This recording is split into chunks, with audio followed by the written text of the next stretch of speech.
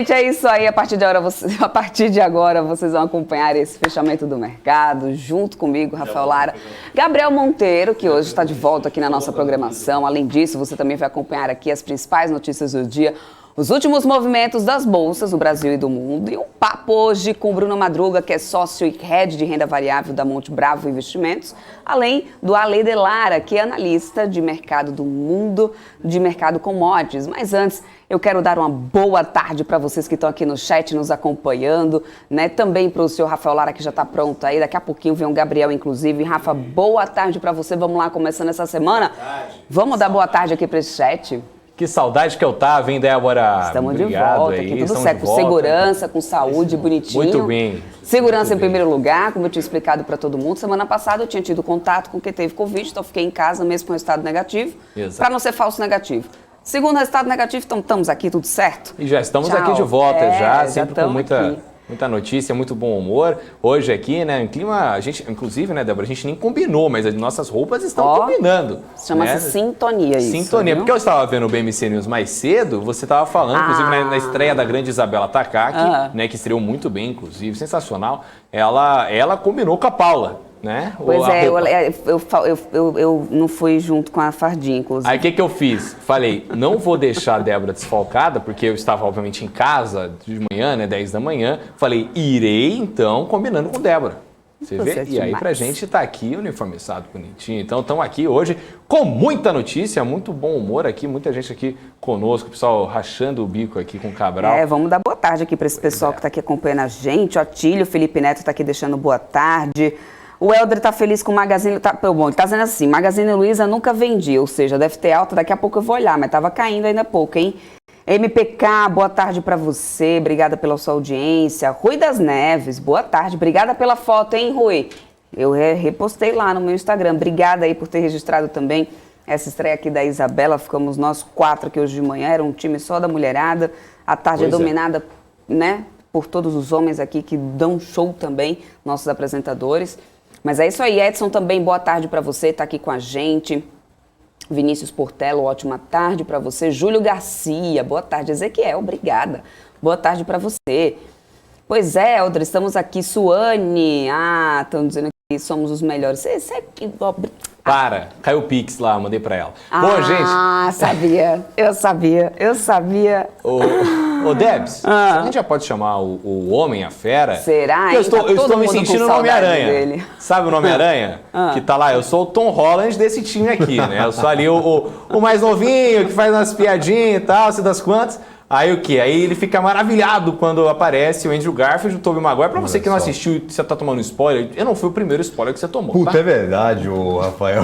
Você vai dar spoiler no ar, mano. Ainda bem que eu já assisti, tá tudo certo. Não, poxa, pelo amor de Deus, você pra não ter tomado esse spoiler, você simplesmente, né, não viveu. Você viveu numa toca nesses últimos dias. Na toca. O Brasil está de volta, né, Rafael? Muito Estou bom. me sentindo no Batman Retorno. Lá, Tô olha aqui, lá. as luzes do túnel se apagando e o Batman chegando na motoquinha. Tá Tô certo, feliz, então. tô preparado, Está aqui de animado, volta, então. começando o ano bem. O homem que foi praticar karatê, né, do Karate Kid, do Cobra Kai, machucou o pé, por isso estava fora. Eu fui dar o golpe da garça, só que eu errei. Só que você não é o Daniel Eu não Larusso. sou o Daniel San. Entendi. E aí eu torci o meu pé. Muito bom. Se acha atleta o garoto, né? Mas tudo bem, vamos lá. Agora tá recuperado, tá aqui com a gente. Vamos começar aí com a atualização do mercado, Rafa, Bora. Gabriel. Vamos lá começar esse Top News, esse fechamento do mercado, olhando para esse Bovespa. Esse Bovespa, gente, que desde que abriu hoje, vou até dar certeza que tá no último candle mesmo, tá certinho. Queda de 0,34%, 106.563 pontos. Esse Bovespa não saiu aí dessa casa dos 106 mil pontos hoje, ficou patinando aí nesses 106 mil pontos. Agora está na queda de 0,34%. Abrimos aos 106.926 pontos, quase na máxima da sexta-feira, 107 mil pontos. Aí a gente foi uma mínima de 106,96, mas não perdeu os 106 mil pontos, máxima de 106,927, né, que foi praticamente o mesmo da abertura. E aí a gente segue assim agora com o Ibov. Deixa eu ampliar aqui o mapa de calor do Profit Pro da Nelogica e vamos entender aqui esse mercado melhor. Olha só, Braskem, desde o finalzinho da manhã, está liderando quedas e segue ali, 4,98% de queda. Inclusive tem notícias aqui em relação à Petrobras, né? Tá já anunciando aqui algumas negociações em relação à Braskem. A gente também tem Iguatemi, GTI 11, uma queda de 3,4%. Não é a única do setor de shoppings, tem outros papéis também aqui que eu já estava olhando.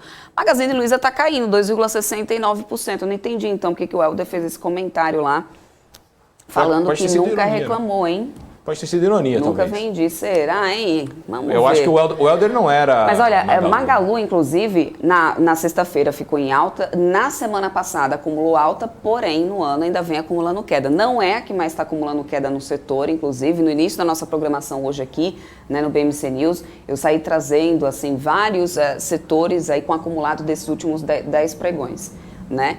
Mas tá aí, Magazine Luiza agora caindo 2,69%, Via cai 2,26%, o Grupo Soma também caindo 2,16%.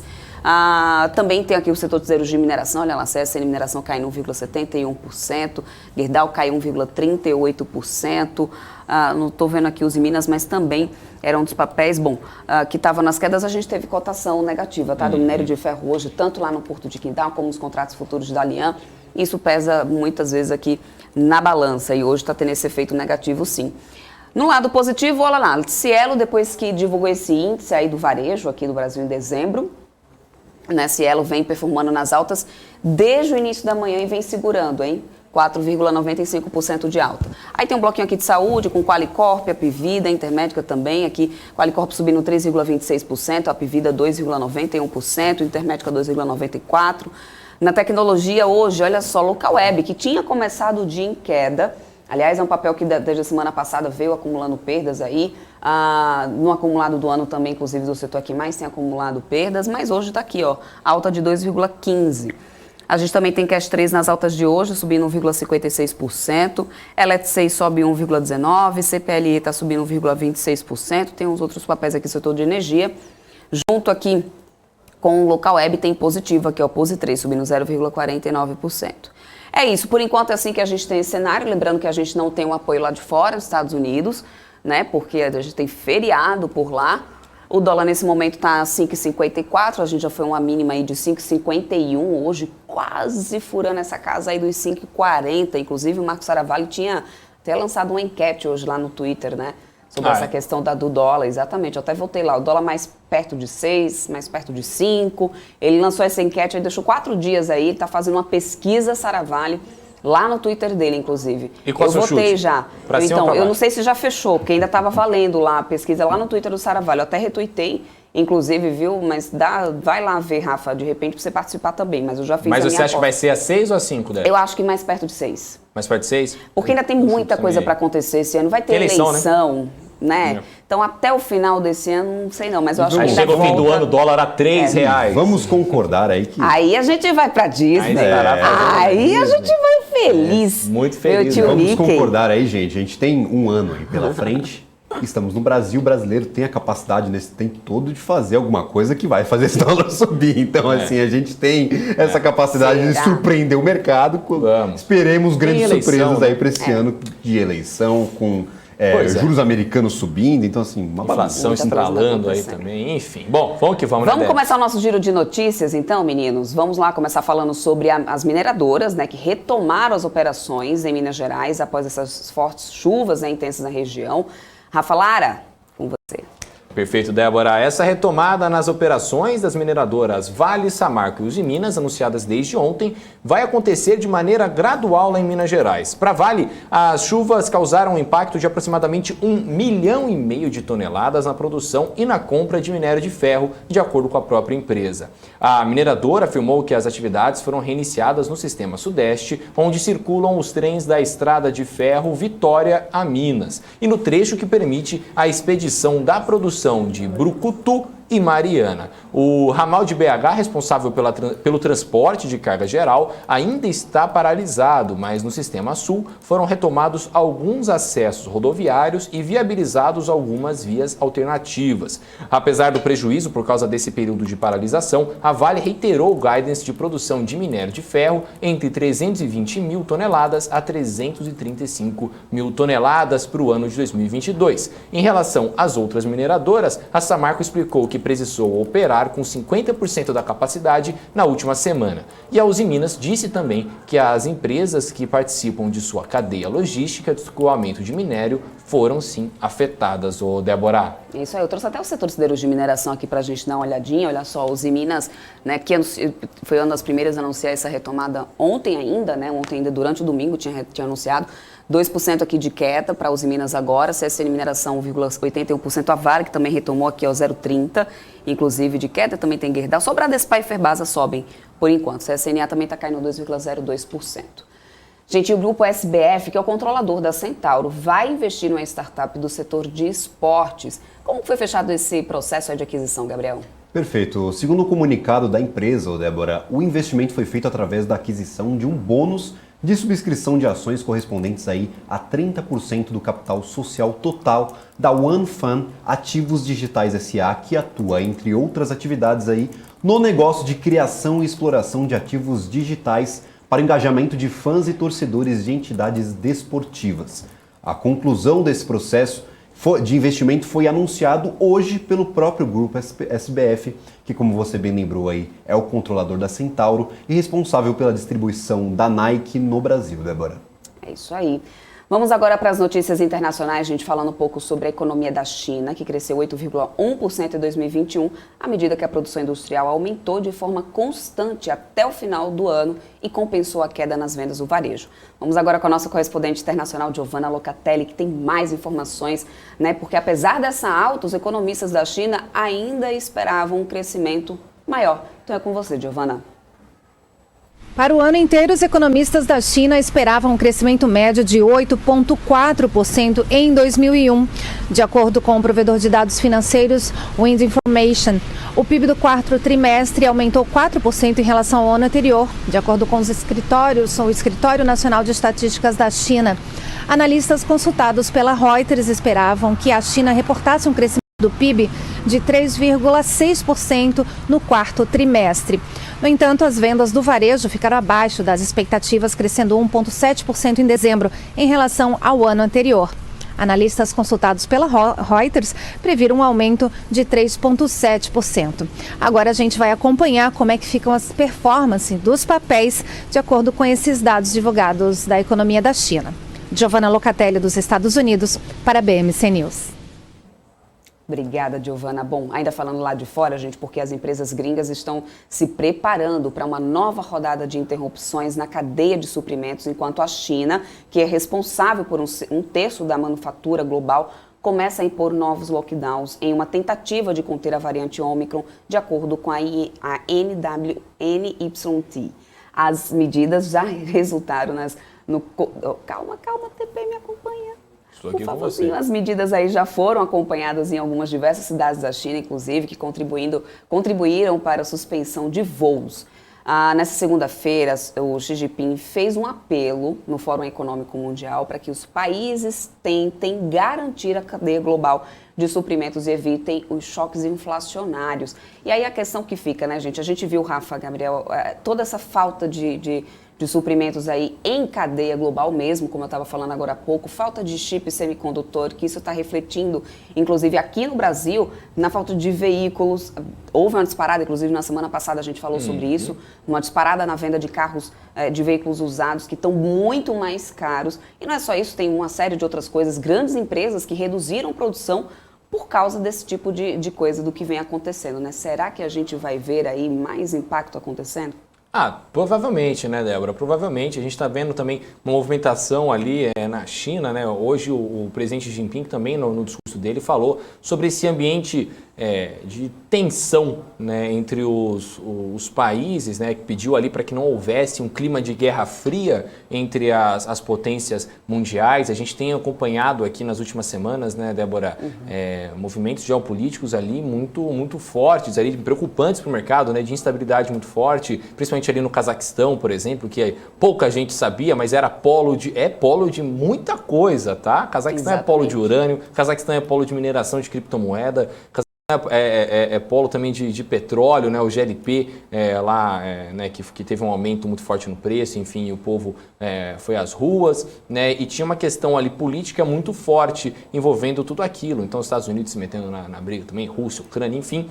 Então, existe um clima muito tenso geopolítico, né? Para que, caso as pessoas ainda não conheçam, a gente traz daqui a pouquinho um resumo, então, disso tudo, caso vocês optem por isso. A gente sempre traz aqui o resumão de tudo que está acontecendo, né, na geopolítica e tudo que isso pode afetar também na cadeia de produção global. E também tem a questão do quê, né? A gente tem a questão também de que essa cadeia de produção, ela afeta os movimentos econômicos dos países para o médio e longo prazo, né? Que é uma coisa que a gente tem acompanhado aqui na BMC, principalmente ali no discurso do Jerome Powell, né? O Jerome Powell já tinha falado, olha, a gente está tentando conter o curto prazo e vendo se a lógica de oferta e demanda vai conseguir se ajustar para o longo prazo para a gente conseguir tomar posturas um pouco mais sólidas, né? De acalmar o mercado para o médio e longo prazo. Só que com essas tensões, com todo esse problema na China, enfim, fica muito difícil para as grandes potências conseguirem tomar essas posturas e a gente está vendo aí, né, um clima de instabilidade muito forte no mundo inteiro, né, em todas as bolsas aí, justamente por conta, enfim, de toda a decorrência aí da pandemia da Covid, né, Débora? Exatamente isso, Rafa. É importante só lembrar para vocês, né, que quanto a essa questão dos chips semicondutores, como eu citei aqui para vocês, há vários países, né, em vários lugares, as pessoas estão correndo atrás, aí estão tirando a bunda agora aí da cadeira para poder fazer a produção, né, independente, para não ficar tão nessa dependência lá da China. Inclusive, os Estados Unidos estava dando uma liberada mais em algumas restrições para poder favorecer, inclusive para incentivar nessa produção. Porque afinal, né, Débora, são semicondutores, para quem não sabe, são materiais aí usados para fazer microchips e hoje praticamente qualquer coisa tem um microchip. É necessário aí para a produção, você pega a sua escova de dente, tem lá um microchip para você escovar os seus dentes e assim, se não tem um componente, você interrompe toda uma cadeia. Você usa escova elétrica? Ele já denunciou, inclusive, né? Que ele faz aquelas escovinhas assim que você faz assim, o negócio vai fazendo. Ele tem cara mesmo, eu sou meio cyberpunk, assim, eu quero me automatizar. Então, enquanto eu não consigo colocar um braço mecânico, eu uso escova de dente que você é cyber o quê? Cyberpunk. Ele falou que é cyberpunk. Tá bom, então, Gabriel, muito bom. Na minha época, eu estava com saudade disso. Não é da minha época. Vamos lá. Continuando com o nosso giro de notícia, meninos. O Brasil caiu para a 10ª posição no ranking de preferências de investimentos de CEOs. O ranking que já esteve bem melhor posicionado, né, Rafa? Exatamente, Débora. Em 2013, o Brasil ocupava a 3ª posição entre os maiores mercados estratégicos para os CEOs globais. No ano passado, o Brasil ocupava a 8ª posição, mas foi ultrapassado por Canadá e Austrália, ficando em 10º colocado aí para esse ano. O que significa, Débora, que apenas 5% dos entrevistados colocariam ali um dos seus mercados como maior potencial em território brasileiro. Nas primeiras posições do levantamento da consultoria PwC, em sua pesquisa anual, estão Estados Unidos, citado por 41% dos entrevistados, China, com 27% e Alemanha, com 18%. Ô, Débora. Pois é, vamos mudar agora um pouquinho de assunto, viu, Rafa, para falar sobre os reajustes na energia que deixaram impacto inflacionário para o próximo governo. E é você que tem mais informações, né, Gabriel? Isso aí, Débora. A gente tem acompanhado os últimos reajustes aí na conta de luz em 2021 por causa dessa crise hídrica, né? E isso vai ter um impacto financeiro quase 2,5 vezes maior para o próximo governo em relação à inflação no período. O cálculo é do Instituto de Clima e Sociedade. O coordenador desse instituto disse que o governo Bolsonaro chega ao último ano de mandato com as contas de luz pesando como nunca em quase 2 décadas aí para os consumidores. Na média dos 3 anos de governo, o impacto inflacionário é 2,01 vezes maior em relação ao registrado aí no período e aconteceu por diversos fatores, como os encargos do setor com subsídios cruzados e aumento do custo de geração pela entrada de fontes térmicas mais caras. Quando falta aí, a gente teve essa crise hídrica, é necessário acionar termoelétricas que geram uma energia mais cara aí ao consumidor. Maravilha. Bom, indicadores de emprego, faturamento e renda da indústria avançaram em novembro de 2021. Mais detalhes, Rafa. Show de bola, Debs. O faturamento real da indústria de transformação cresceu 0,7% na comparação com o mês de outubro. A alta reverte a sequência de 3 quedas consecutivas, o período no qual o faturamento tinha recuado 7,8%. Já o emprego apresentou um avanço de 0,2% em igual comparação após 3 meses seguidos de estabilidade. Na comparação com novembro de 2020, o emprego expandiu 4,1%. Dessa forma, o indicador retorna à trajetória crescente apresentada desde desde o segundo semestre de 2020, que registrou desaceleração a partir de junho. Os dados publicados hoje, Débora, são da Confederação Nacional da Indústria, o Debs. Vamos lá, vamos acompanhar. Tem muita coisa ainda para poder ser divulgada esse ano inteiro, inclusive.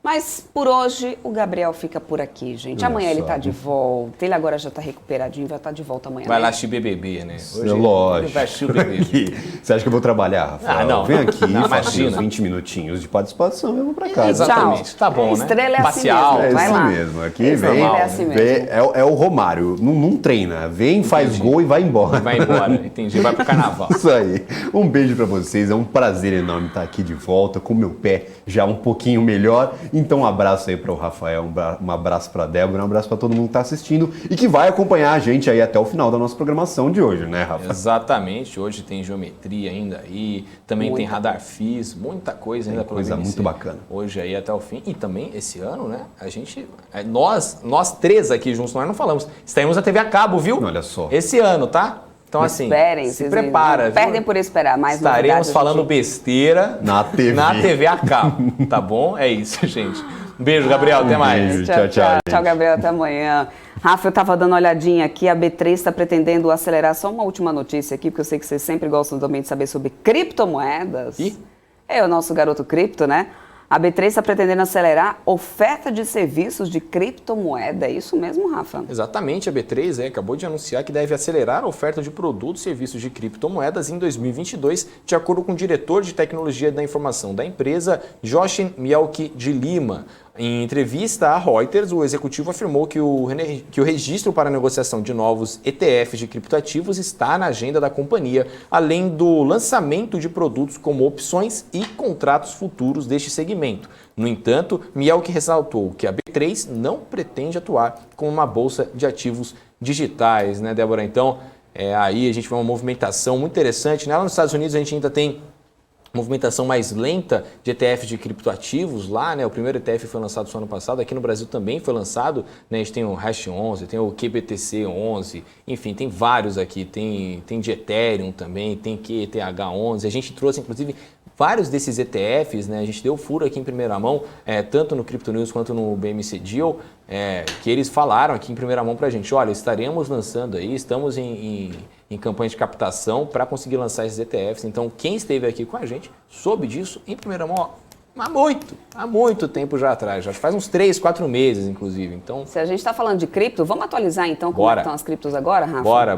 Bora que hoje o ambiente para cripto tá um tanto quanto interessante, Débora. Por quê? Porque o BTC, né, Bitcoin, no caso, está caindo 2,3% aos 42.363 dólares. O Ethereum, por sua vez, está caindo 3,78% aos 3.229 dólares. E a Binance Coin caindo 6,16% aos 471 dólares e 22 centavos. Vale lembrar, como sempre, aquele disclaimer de sempre, a variação de 24 horas pouco importa para as criptomoedas, o que importa é o preço, porque eles ficam abertos 24 horas por dia, enfim. Então, para quem aí está meio perdido, mas caiu 2, subiu 3, caiu 5, enfim, pega o preço. O Bitcoin, por exemplo, está aos 42.363 dólares. Se a gente pega a cotação dele de sexta ali, está uns 43 mil, 41 mil quando vem uma queda. Então, ele continua lateralizado entre 40 mil e 45 mil dólares. Essa é a faixa de preço. E para você saber se teve ou não aí, se tem algum gatilho para subir ou não, se esse ano realmente vai ser o ano do Bitcoin nessa casa mesmo, eu convido vocês a assistirem aí o Crypto News, toda quarta-feira, 7h30 da noite aqui na BMC News.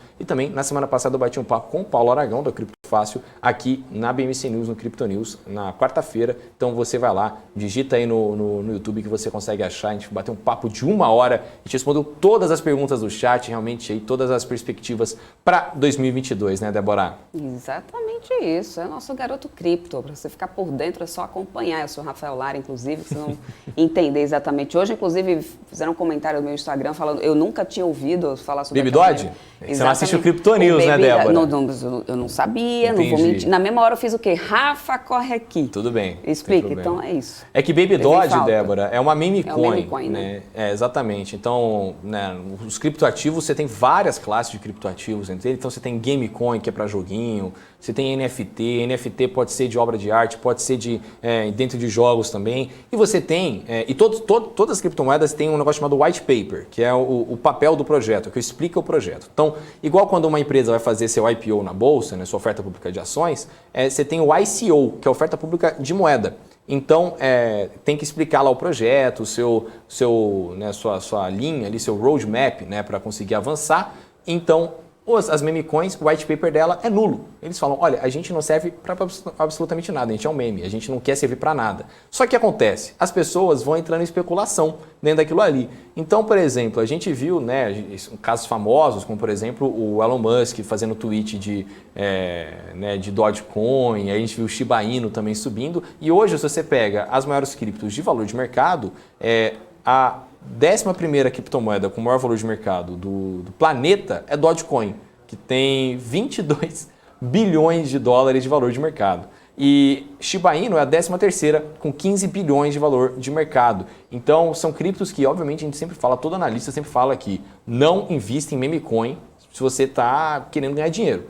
Pura especulação é como se fosse aposta, entendeu? Como se você só realmente jogasse seu dinheiro lá. Se você pega, por exemplo, o valor de mercado de um Itaú, quanto é o valor de mercado de Itaú? O valor de mercado de Itaú hoje é 37 bilhões de dólares. Uhum. Então, se você junta Dogecoin, que custa 22 bilhões de dólares. Vale mais do que a instituição do comum. E Shiba Inu custa 15 bilhões de dólares, a gente está falando de um mesmo valor de mercado parecido com um dos maiores bancos do país.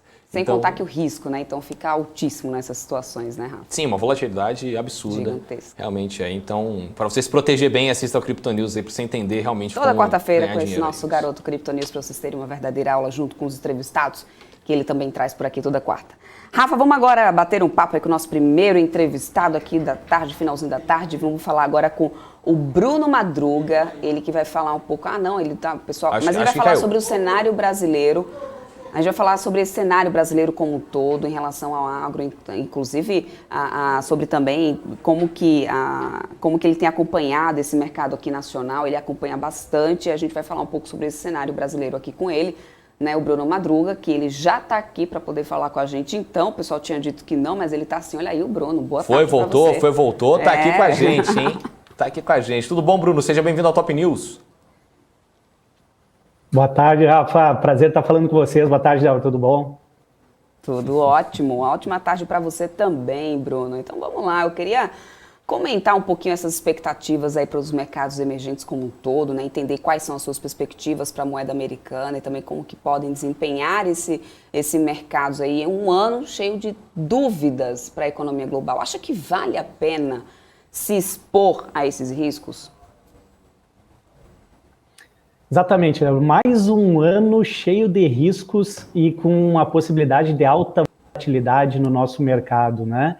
A gente já está vendo diversos gestores globais comentando da grande possibilidade de alocação em países emergentes versus a forte valorização que a gente viu na Bolsa Americana, a principal economia global ainda hoje, né? E aí, com isso, ter uma desvalorização do dólar, não só contra o real, mas contra uma cesta de moedas globais, e aí sim os países emergentes podem ser beneficiados com o recebimento desses recursos frente a uma possibilidade de realização de lucros no mercado americano, e os emergentes entrarem aí como alternativa de alocação. A gente sabe que existe um certo risco, mas que também não é novidade para os grandes gestores globais.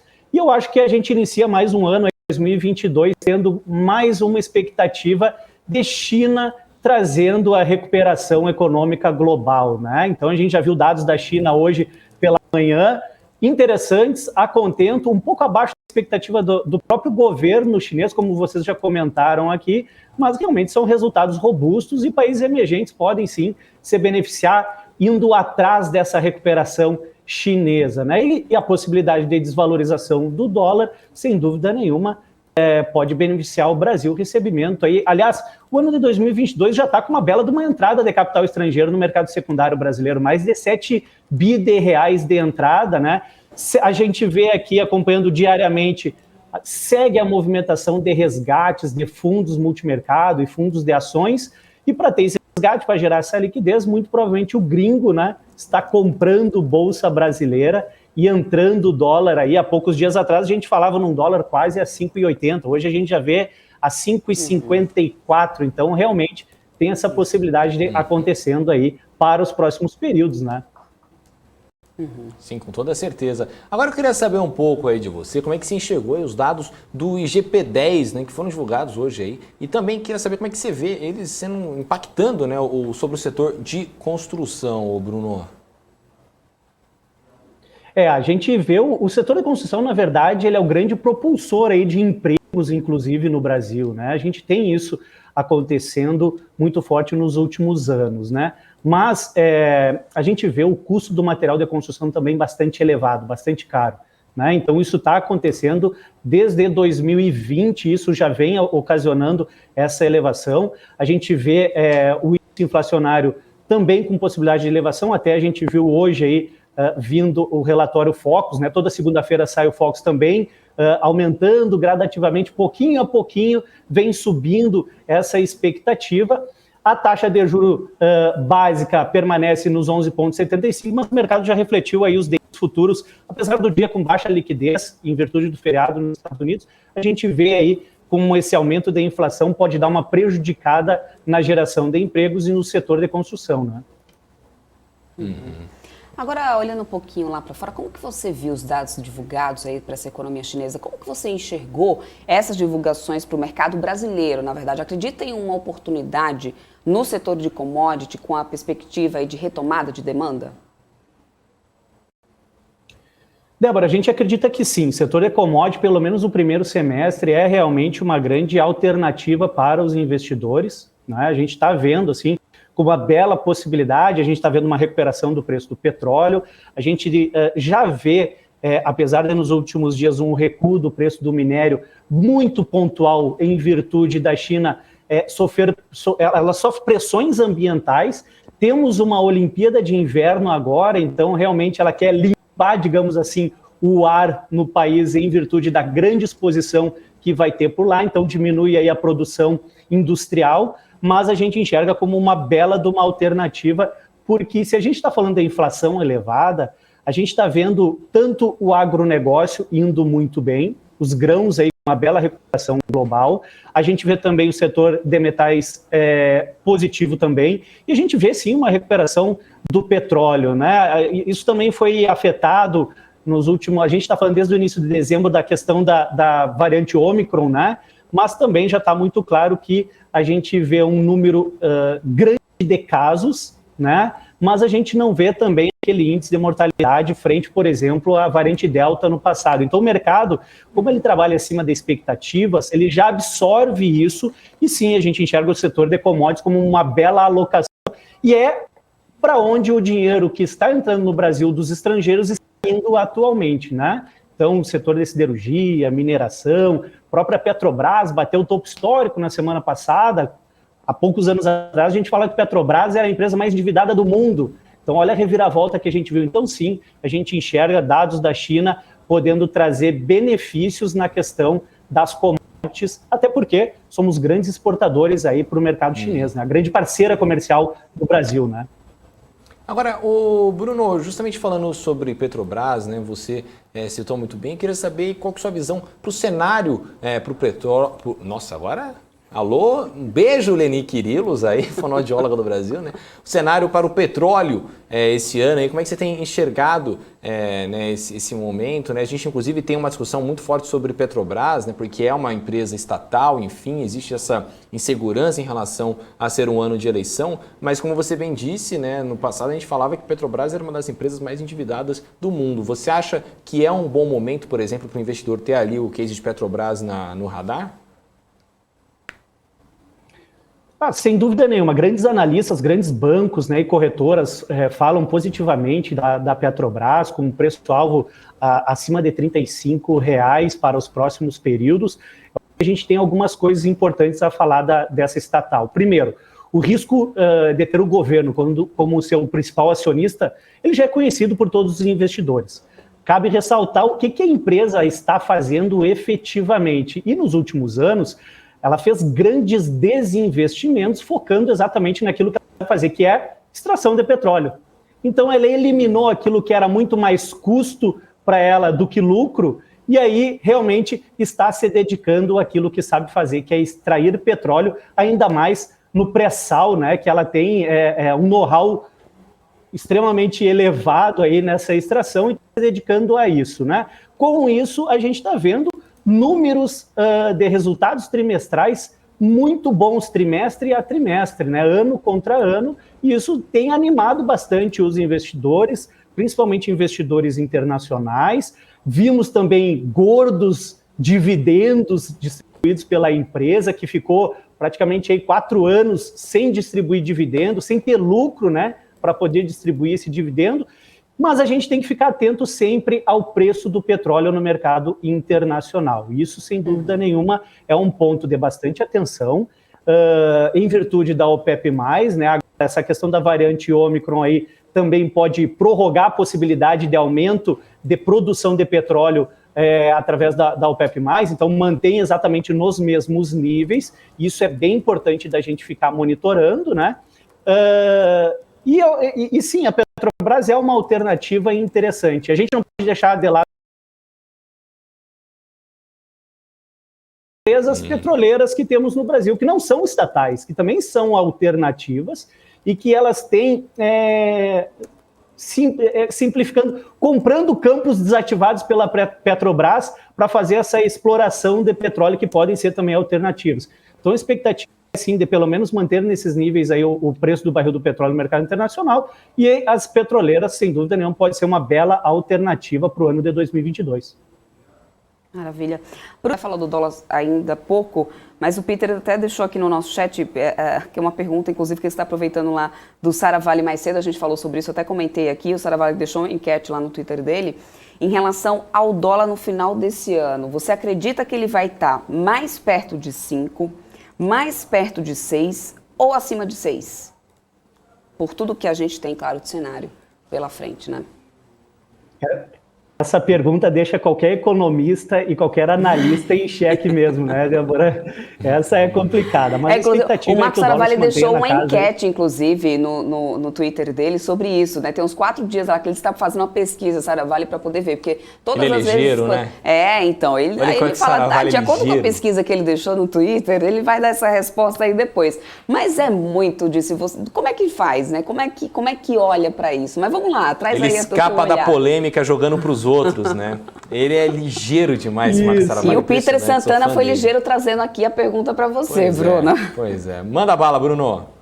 Eu vou lá. Inclusive, eu vou votar lá na enquete do Saravale. Grande abraço para ele. A expectativa nossa é nessa região aí de R$ 5,50, R$ 5,60. Não tem grandes motivos da gente ver de um recuo muito forte do dólar. A gente também não acredita assim, numa grande valorização para R$ 6.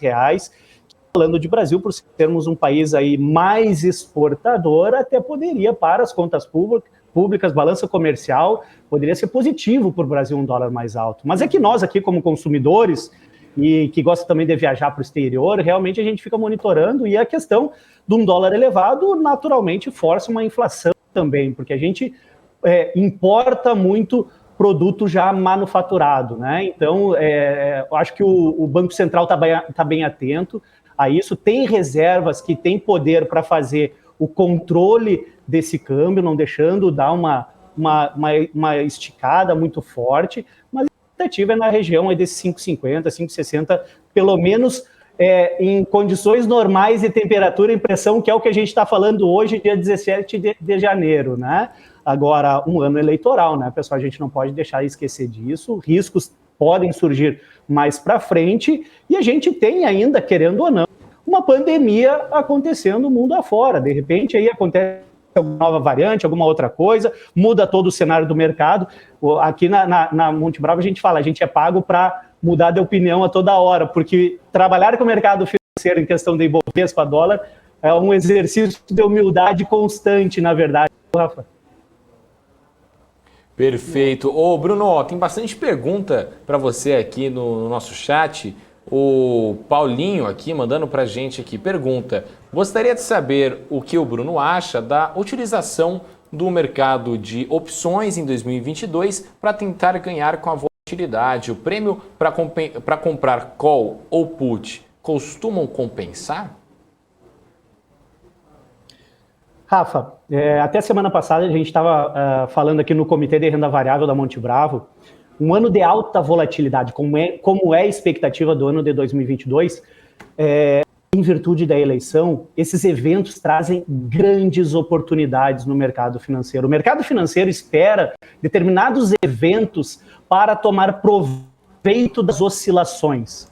Sem dúvida nenhuma, utilizar derivativos, sejam as calls, sejam as puts, para tomar proveito do mercado, podem ser sim uma excelente alternativa, mas não é para qualquer um. Precisa muita experiência, muito estudo, cuidar a movimentação de alavancagem, venda descoberta, em hipótese nenhuma. A gente gosta muito da alternativa de gastar prêmio que a gente fala, Rafa, ou seja, comprar o derivativo, comprar a opção, seja a put, a opção de venda, seja a call, a opção de compra. Por quê? Na compra dessa opção, o risco máximo do investidor é somente o valor que ele está gastando para comprar. Então é um risco limitado. E aí, cada um com o seu potencial, a sua possibilidade de tomar risco no mercado, vai fazer a sua aquisição ali do derivativo, né? Mas grandes eventos, como esse evento de eleição no Brasil, sem dúvida nenhuma, a gente pode sim trazer alternativas e tomar proveito da volatilidade através das opções. Perfeito. Então, tem mais pergunta aqui, viu, Bruno? O Anderson Paes aqui mandou uma pergunta para a gente sobre Petrobras, que ele perguntou, no cenário em que o Lula ganhe como presidente, o que pode ocorrer com as ações da Petrobras? Você acha que isso pode trazer um impacto negativo ou positivo para o papel? É difícil trazer esse comentário do positivo ou negativo.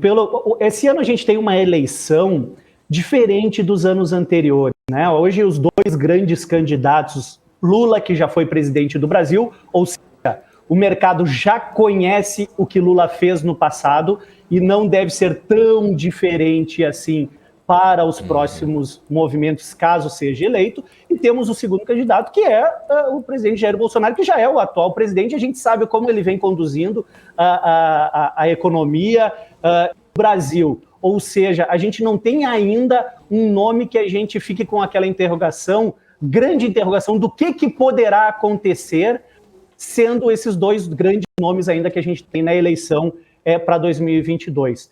Lula entrando no mercado vai depender muito, no mercado não como presidente, mas vai depender muito de quem ele efetivamente escolher para ministro da Economia. Eu acho que essa é a grande, o mercado vai estar de olho muito nisso, né? Demais, não vemos assim grande risco desde que mantenha todos os acordos estabelecidos pela Petrobras com o mercado internacional. Lembrando, quando aconteceu o Petrolão, a Petrobras foi obrigada a assinar diversos contratos e firmar posicionamentos com investidores mundo afora, né? Inclusive nos Estados Unidos. Então, qualquer interferência governamental, a empresa vai ser pressionada. Não vemos, nesse momento, frente à política que está sendo adotada com a empresa, grandes riscos de empresa. Agora, a gente tem o risco de mercado. O que é o risco de mercado? A oscilação das ações na empresa em virtude de aquisição ou venda dos papéis no mercado financeiro, né? Então, aí são dois tipos de risco. O risco de gestão da empresa e o risco de mercado, que é, sim, a oscilação. Isso pode acontecer, sem dúvida nenhuma, né? A nossa grande preocupação é com a gestão da empresa para os próximos períodos. Lembrando que Lula já foi presidente do Brasil, a gente já sabe como que foi a movimentação aí nas estatais no seu último governo, principalmente, né? Com toda certeza. O Anderson Mendes mandando aqui, Rafa, pergunta para ele o seguinte, bom, 2 pontos. Trabalho no setor de offshore e fica a dúvida sobre os players como a PetroRio, que compra poços maduros e que tem também aí o exemplo com a OGX, que comprou campos maduros improdutivos. Então, como é que esse setor aí, com empresas que compram poços maduros, se performa, né? Esses players aí dentro. Você tem alguma opinião sobre o assunto, Bruno? Excelente pergunta, Rafa. Dá a oportunidade da gente explicar essa movimentação, né? Lá na questão da OGX, ela ainda precisava fazer a exploração, verificar se tinha efetivamente petróleo nos campos que ela adquiriu, né? Hoje, PetroRio, 3R Petróleo, elas compram, como foi dito, campos maduros, ou seja, que já se sabe que existe petróleo com qualidade de ser explorado.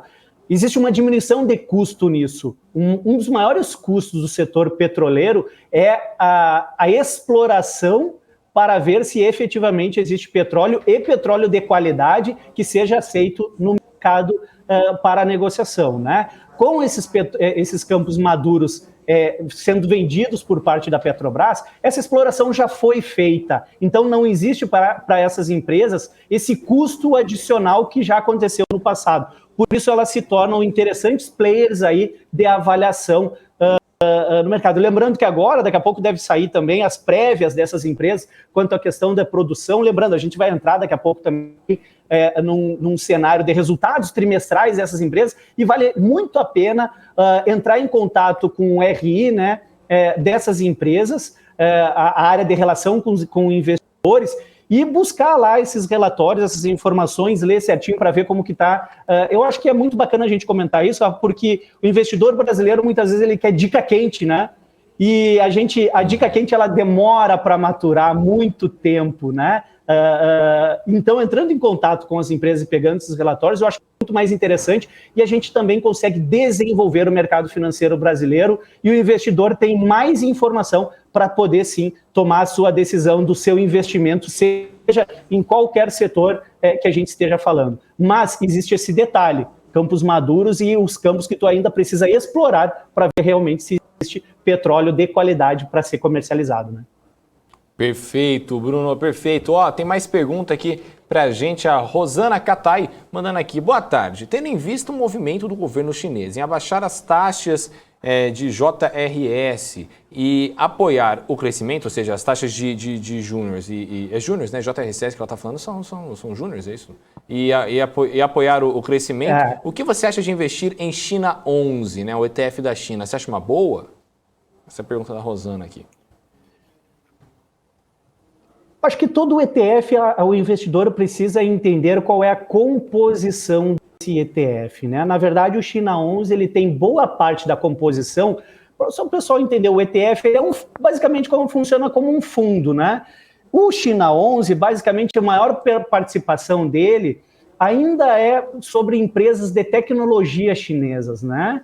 E o setor de tecnologia ele deve para o ano de 2022, grandes dificuldades. Vocês estavam comentando agora a questão dos chips, né? A crise dos chips, fabricação dos chips, né? Acho que em 2022 ainda vai permanecer essa situação teoricamente problemática, né? Mas o mundo inteiro está num cenário de elevação de juros, e aí o setor de tecnologia ele acaba sofrendo um pouco mais, porque são empresas de crescimento, de growth, que demoram ainda a maturar os seus resultados, né? Então, vale a pena, quem fez a pergunta, olhar a composição de todo e qualquer ETF. Nesse momento, a gente está bastante atento ao China 11, mas a gente ainda não tem nenhum tipo de exposição ao ativo, esperamos mais dados, mais informações, exatamente pela composição desse ETF, tá, Rafa? Perfeito, então. Debs, você tem pergunta aí? Um pouquinho sobre esse cenário do agronegócio, né? Eu queria entender como que estão com esses cenários aí, com essas possíveis quebras, na verdade, de safra, que são esperadas aí para esse ano. Eu queria entender quais são as suas perspectivas aí para o comportamento dos preços dessas commodities. Queria entender também sobre esse fenômeno que acaba sendo se acaba sendo positivo ou negativo para os investidores.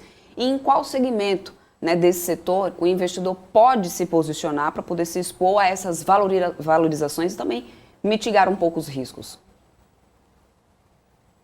O setor do agronegócio no Brasil vem enfrentando boas dificuldades para o mercado financeiro. Eu falo boas, mas a ponta da linha são dificuldades extremamente relevantes pela falta de chuva, principalmente campos aí de maior produção, né? A gente tem a expectativa de uma quebra de safra, seja de soja, seja de milho, que são dois grãos negociados em reais através de contratos futuros na Bolsa Brasileira. Essa quebra de safra tem a possibilidade desse preço ser valorizado, né, ao longo do ano de 2022. Temos o Laninha aí acontecendo também, né? Então existe sim essa possibilidade de valorização no mercado, mas por por virtude de falta de oferta do produto. Lembrando, commodity, ela tem essa questão básica de oferta e demanda. O consumo deve continuar. O que vai prejudicar vai ser a oferta desses grãos. E aí o investidor ele pode tomar partido através de contratos futuros na BMF ou alguns fundos com exposição a commodities, né? Então acho que vale bastante a pena entrar em contato com a sua assessoria financeira para ver essas alternativas. O fato é, a expectativa do mercado é de valorização desses preços para o ano de 2022, né, Débora? Perfeito. Ó, tem mais pergunta aqui do chat. O Bruno, nossa, quase perdi aqui. O Danilo Favareto mandou: acredita que no futuro o preço do combustível será diferente do preço que é tabelado hoje, com os preços internacionais não interferindo aí? Bem difícil, porque os combustíveis eles dependem muito do preço do barril de petróleo que é negociado no mercado internacional. E o Brasil, por exemplo, a gasolina, ela já é negociada com déficit, né, ao que é negociado no mercado internacional. Então a gente tem diversas questões que interferem no preço dos combustíveis. Não acredito de ter essa diferenciação. Acho que sim, ao longo do tempo a gente vai seguir a política de preço da Petrobras, né? E isso aí não deve acontecer nenhum tipo de diferenciação, pelo menos nesse ano, até porque existem regras a serem cumpridas, a serem seguidas aí pelas empresas. O que poderia dar uma diferenciação no preço dos combustíveis é aquilo que fala há muito tempo, né? Privatização das estatais, no caso da Petrobras, que em algum momento já foi ventilado, mas a gente sabe que não é de uma hora para outra que isso pode acontecer. Ainda mais com um cenário eleitoral que a gente tem para os próximos períodos, né? Mas, enfim, não vemos nenhuma diferenciação dos preços atuais negociados. Vai depender, sim, daquilo que é praticado no mercado internacional. Show de bola, show de bola. Ó, tem mais pergunta aqui pra gente.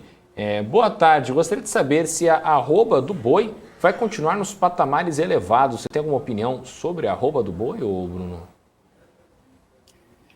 Difícil a gente comentar, né? Mas teve uma forte valorização, é sazonal, né? O agronegócio ele tem isso, a sazonalidade, tem determinados períodos que os preços se elevam bastante, e tem outros momentos aí que os preços caem bastante. A gente acredita que deve permanecer aí em virtude dessa sazonalidade da época que a gente está do ano, exatamente nesses níveis. Hoje o contrato futuro do boi gordo mais curto está negociando a R$ 338 a arroba, então é bastante valorização mesmo. Não à toa a gente vê no dia a dia, né? O preço da carne aí no supermercado está bastante valorizado, né? Sim, com toda certeza. Ô, Bruno, você tem pergunta? Tem mais alguma? Não, se não tiver mais nenhuma aqui do pessoal do chat, eu ia já se daqui a pouquinho, senão a gente vai estourar o horário aqui do Exatamente, Bruno. Isso que eu ia falar, inclusive, né? Ô, Bruno, o papo tá bom, mas já são 4h54, então eu queria agradecer a sua participação aqui no Top News, aí te convidar para mais vezes e pedir para que você deixasse aí suas considerações finais para o investidor, né? A bússola no meio desse furacão que é a Bolsa Brasileira, e a gente está num barquinho, né? Então, como é que a gente vai passar por esse furacão aqui que o investidor tem que ter aí em mente para passar por esse ano? Eu tenho falado, Rafa, que a gente tem expectativa do ano de 2022 para uma alta volatilidade do mercado, mas para quem está trabalhando já com o mercado acionário no ano de 2021, a gente já viu uma alta volatilidade, oscilação dos preços, diversas interferências aí do mercado internacional. O investidor, não só para esse ano, mas para os próximos anos de investimentos em bolsa de valores, tem que ter bastante paciência, vai ter que dedicar um pouco mais de estudo, pesquisar em quais setores quer ter a exposição do seu capital. Lembrando, médio e longo prazo, o curtíssimo prazo sofre interferência a todo momento. Então, paciência e realmente defina os seus objetivos com aquele capital investido em ações. Se é para receber dividendos, se é para ter uma empresa de crescimento a longo prazo. O mercado financeiro ele é um exercício entre os pacientes e os impacientes, né? Os impacientes vendem a qualquer ruído e os pacientes vão lá, seguram, e esse sim tem um maior sucesso ao longo do tempo. Então acho que paciência para esse ano, um pouquinho mais de estudo, que é sempre bem-vindo, e acompanhar mais de perto o mercado financeiro. Essa é a minha recomendação. Espero que todos atinjam os seus objetivos, seus valores financeiros investidos em ações ao longo do tempo, tá, Rafa? Perfeito. Maravilha. Então. Obrigada mesmo, viu, Bruno? Obrigada. Até uma próxima aqui. Espero que a gente possa contar com você aqui mais vezes nesse fechamento de mercado. Até mais. Até mais, um grande abraço, prazer. Tchau, tchau. Valeu. Tchau, tchau. Vamos seguindo por aqui, Rafa, porque o dólar à vista já fechou, foi ampliando altas ali no finalzinho, né, do tempo, ali finalzinho aí da operação, fechou em alta de 0,27%, cotado a 5,52. Eu vou continuar acompanhando aqui o dólar futuro, gente, está cotado a 5,54, já agora subindo 0,12. O Ibovespa continua aqui, olha só, deixa eu só mudar aqui, queda de 0,45 agora, continua nos 106 mil pontos, 447, ainda é a Braskem, que está liderando perdas agora aqui, cai no 5,89%. Não mudou muito o cenário de agora a pouco do que a gente estava vendo. Pão de Açúcar está ali, Redditor também, olha só. IGTI 11, Iguatemi, continua também nas quedas aqui do dia. Redditor está caindo nesse momento, agora já mudou ali, Redditor 4,05%. Aí a gente tem Banco Pan, BID11, também um bloquinho de bancos digitais que vão caindo ali, BID11 caindo 2,73%, a gente tinha visto inclusive uma disparada do papel de BID na sexta-feira, com mais um desmonte de posição daquele investidor lá do Rio de Janeiro, né, Rafa? Hoje é uma correção. Magazine Luiza, 2,69% de queda, Via 2,03%, Ambev está caindo 1,01%, aí a gente tem BIF3, que também está em queda aos 2,14%. No setor de aéreas e turismo, o CVC caiu 1,37%, apesar da gente ter a queda do dólar, que a gente sabe que acaba beneficiando um pouco o setor, mas, por enquanto, segue em queda. A Azul também caiu 1,56%. É importante lembrar que, no meio de toda essa situação, ainda tem a expansão, ainda tem a disseminação do vírus, né, desse novo vírus, dessa nova variante, na verdade, da Omicron, né, e isso tem pesado um pouco nessa conta aqui. Aliás, lá nos Estados Unidos, mais de 2 mil voos foram novamente cancelados. Do lado de cá, a Cielo continua, hein, liderando, mesmo essas altas não muda, 4,46% de alta. O Local Web, depois de quedas seguidas, sendo a que mais tem acumulado queda no setor, está subindo 2,03%. Olha só, me chamou a atenção a Zetec, que também está aqui, ó, nas quedas. A Zetec teve resultado divulgado. A construtora que não conseguiu bater aí, né, o que estava esperando, na verdade, na produção, na verdade, acho que era na entrega, se não me engano, na entrega dos lançamentos, teve realmente aí um crescimento, mas não conseguiu bater a meta do biênio, tá? E por isso eles, inclusive, deixaram para divulgar o guidance um pouco depois, quando eles consideram que o tempo seja mais adequado, devido a todo esse cenário que a gente tem de nova variante, inflação e tudo mais, que acabou fazendo com que eles também deixassem de lançar algumas unidades que estavam previstas, né? Ainda assim, eles tiveram uma alta de lançamentos, e aí, no final das contas, começou o papel em alta no início do dia, mas a Zetec acabou virando, devolvendo todos os ganhos, vem aí nas quedas. Aí a gente tem aqui, ó, saúde, tá? Um bloquinho aqui de saúde nas altas, com Intermédica. Tem a Apvida que também está subindo 2,23%, Intermédica sobe 2,18%. Alguns bancões estão aparecendo por aqui, mas não são muitos. Ou seja, a gente está vendo a bolsa hoje muito, muito dividida, viu, Rafa? Até os setores mesmo estão muito divididos. Papéis em alta, papéis em baixa, né? Tá meio sem uma direção tão definida, patinando aí nesse 0,4 de queda do Ibovespa, viu, Rafa? Perfeito, Debs. Vamos trazer um pouquinho rapidinho como é que está o mercado lá fora, né? Então, o Wall Street Journal nesse momento, qual que é a capa do Wall Street Journal? Afinal, lá é o dia de feriado, o mercado não está funcionando, mas veio uma notícia muito importante. A principal notícia do dia do Wall Street Journal, nesse momento, é uma matéria exclusiva deles sobre a Activision. Sabe a gigante de videogames, Débora, uma das maiores empresas de videogames do planeta? Ela expulsou dezenas de funcionários por má conduta. Esse movimento lá nos Estados Unidos, ele vinha já há um tempo. Por quê? Porque rolou denúncia de vários funcionários lá dentro de assédio sexual, por exemplo. Né? Uma história assim, pesadíssima, inclusive, um dossiê enorme do Wall Street Journal relatando todos os casos, e a Activision aí demitiu mais de 3 dúzias de funcionários e disciplinou cerca de 40 outros desde julho, como parte aí dos esforços para conseguir lidar com alegações de assédio sexual e outras más condutas na empresa aí, uma das maiores gigantes dos videogames, de acordo com pessoas familiarizadas com a situação. Enfim, e aí o que acontece também, o Debs, tem uma outra matéria do Wall Street Journal de hoje relatando que o CEO da Activision, né, o Bob Kotick, quer dizer, não é uma matéria de hoje, é uma matéria que foi atualizada hoje, mas uma matéria que já tinha sido lançada em novembro de 2021, avisando que o CEO da Activision, o Bob Kotick, sabia durante anos sobre a conduta de assédio sexual dentro da empresa, né? As alegações de assédio sexual dentro da empresa, aí, uma das maiores empresas de videogame do mundo. Ele teria recebido ali um e-mail relatando tudo isso em julho de 2018. Né? E aí teve uma pressão enorme dos investidores, do mercado, enfim, para que a empresa tomasse a postura em relação a isso, né? Enfim.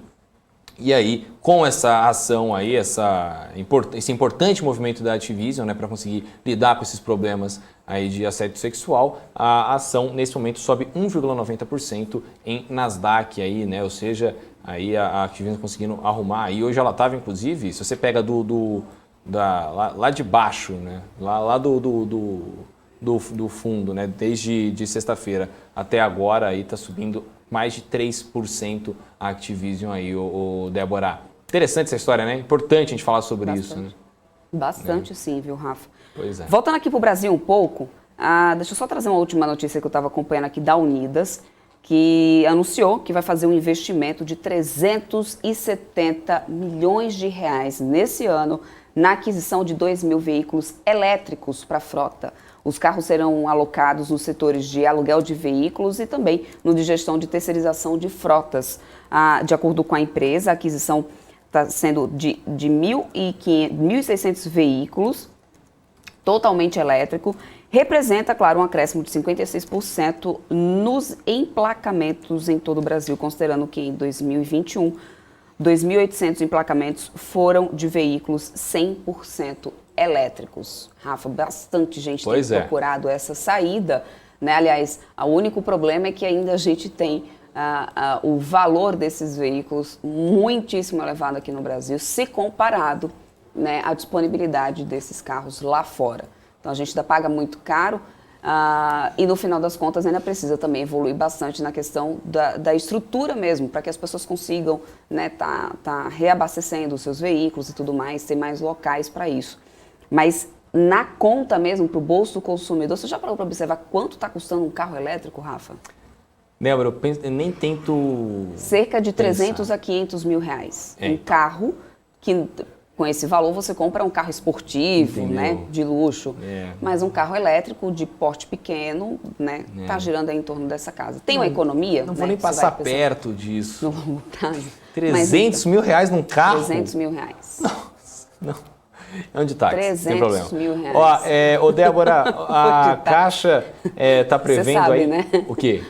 Vou de táxi, você sabe. E fiz uma piadinha aí, um grande trocadilho com a música da Angélica. Convivência. Entendi, muito bom, né? Convivência é horrível mesmo, né? Mas enfim, vamos que vamos. A Caixa aí tá prevendo uma alta de 10% do crédito imobiliário em 2022, Débora, das concessões de empréstimos aí para compra de imóveis nesse ano, né? Segundo o presidente da estatal, Pedro Guimarães, o número indica uma desaceleração em relação ao ano passado, apesar do crescimento, e ocorre em meio a um ciclo de alta da taxa básica de juros brasileira. Em entrevista à agência Reuters, o presidente da Caixa afirmou, abre aspas, vamos crescer 10% e superar os 150 bilhões de reais em concessões, fecha aspas, aí o Pedro Guimarães falou. E falando sobre empresas aí, né, estatais, gigantes estatais, enfim, a Eletrobras disse que tem planos para manter operações em meio à greve, né? A Eletrobras informou que possui um plano de contingência para enfrentar a greve dos funcionários e manter as operações funcionando. Os colaboradores da companhia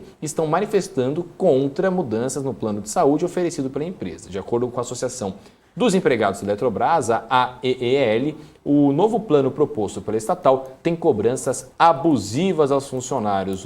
Débora, essa questão muito importante também que a gente tem que ficar de olho aí, né?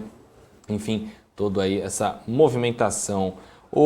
Debs, vamos você falou da Eletrobras, agora uma coisa que me chamou a atenção. Eu até trouxe aqui o setor de construção, viu, Rafa? Você falou antes sobre essa previsão aí da Caixa do aumento de 10% nos financiamentos aí dos financiamentos imobiliários aqui para esse ano. Engraçado, né? Porque com os juros mais caros como que o investidor vai querer, como que o cliente vai querer apostar, né, em novos financiamentos com a taxa subindo cada vez mais? Você parou para poder tentar fazer essa comparação? De qualquer maneira, só para poder trazer para o pessoal, antes de você comentar aqui, Rafa, o setor praticamente como um todo cai, tá? A maioria do setor, né? A gente tem ali a Trisul caindo 2,23%, Mitre caindo 2,78%, a Ivem está caindo 1,6%, Cori também caiu 1,52%. Vamos lá, deixa eu ver. MRV, ó, tá aqui, ó, que normalmente quando você pega financiamento na Caixa, tem muito também Minha Casa Minha Vida, 0,36% de queda para MRV.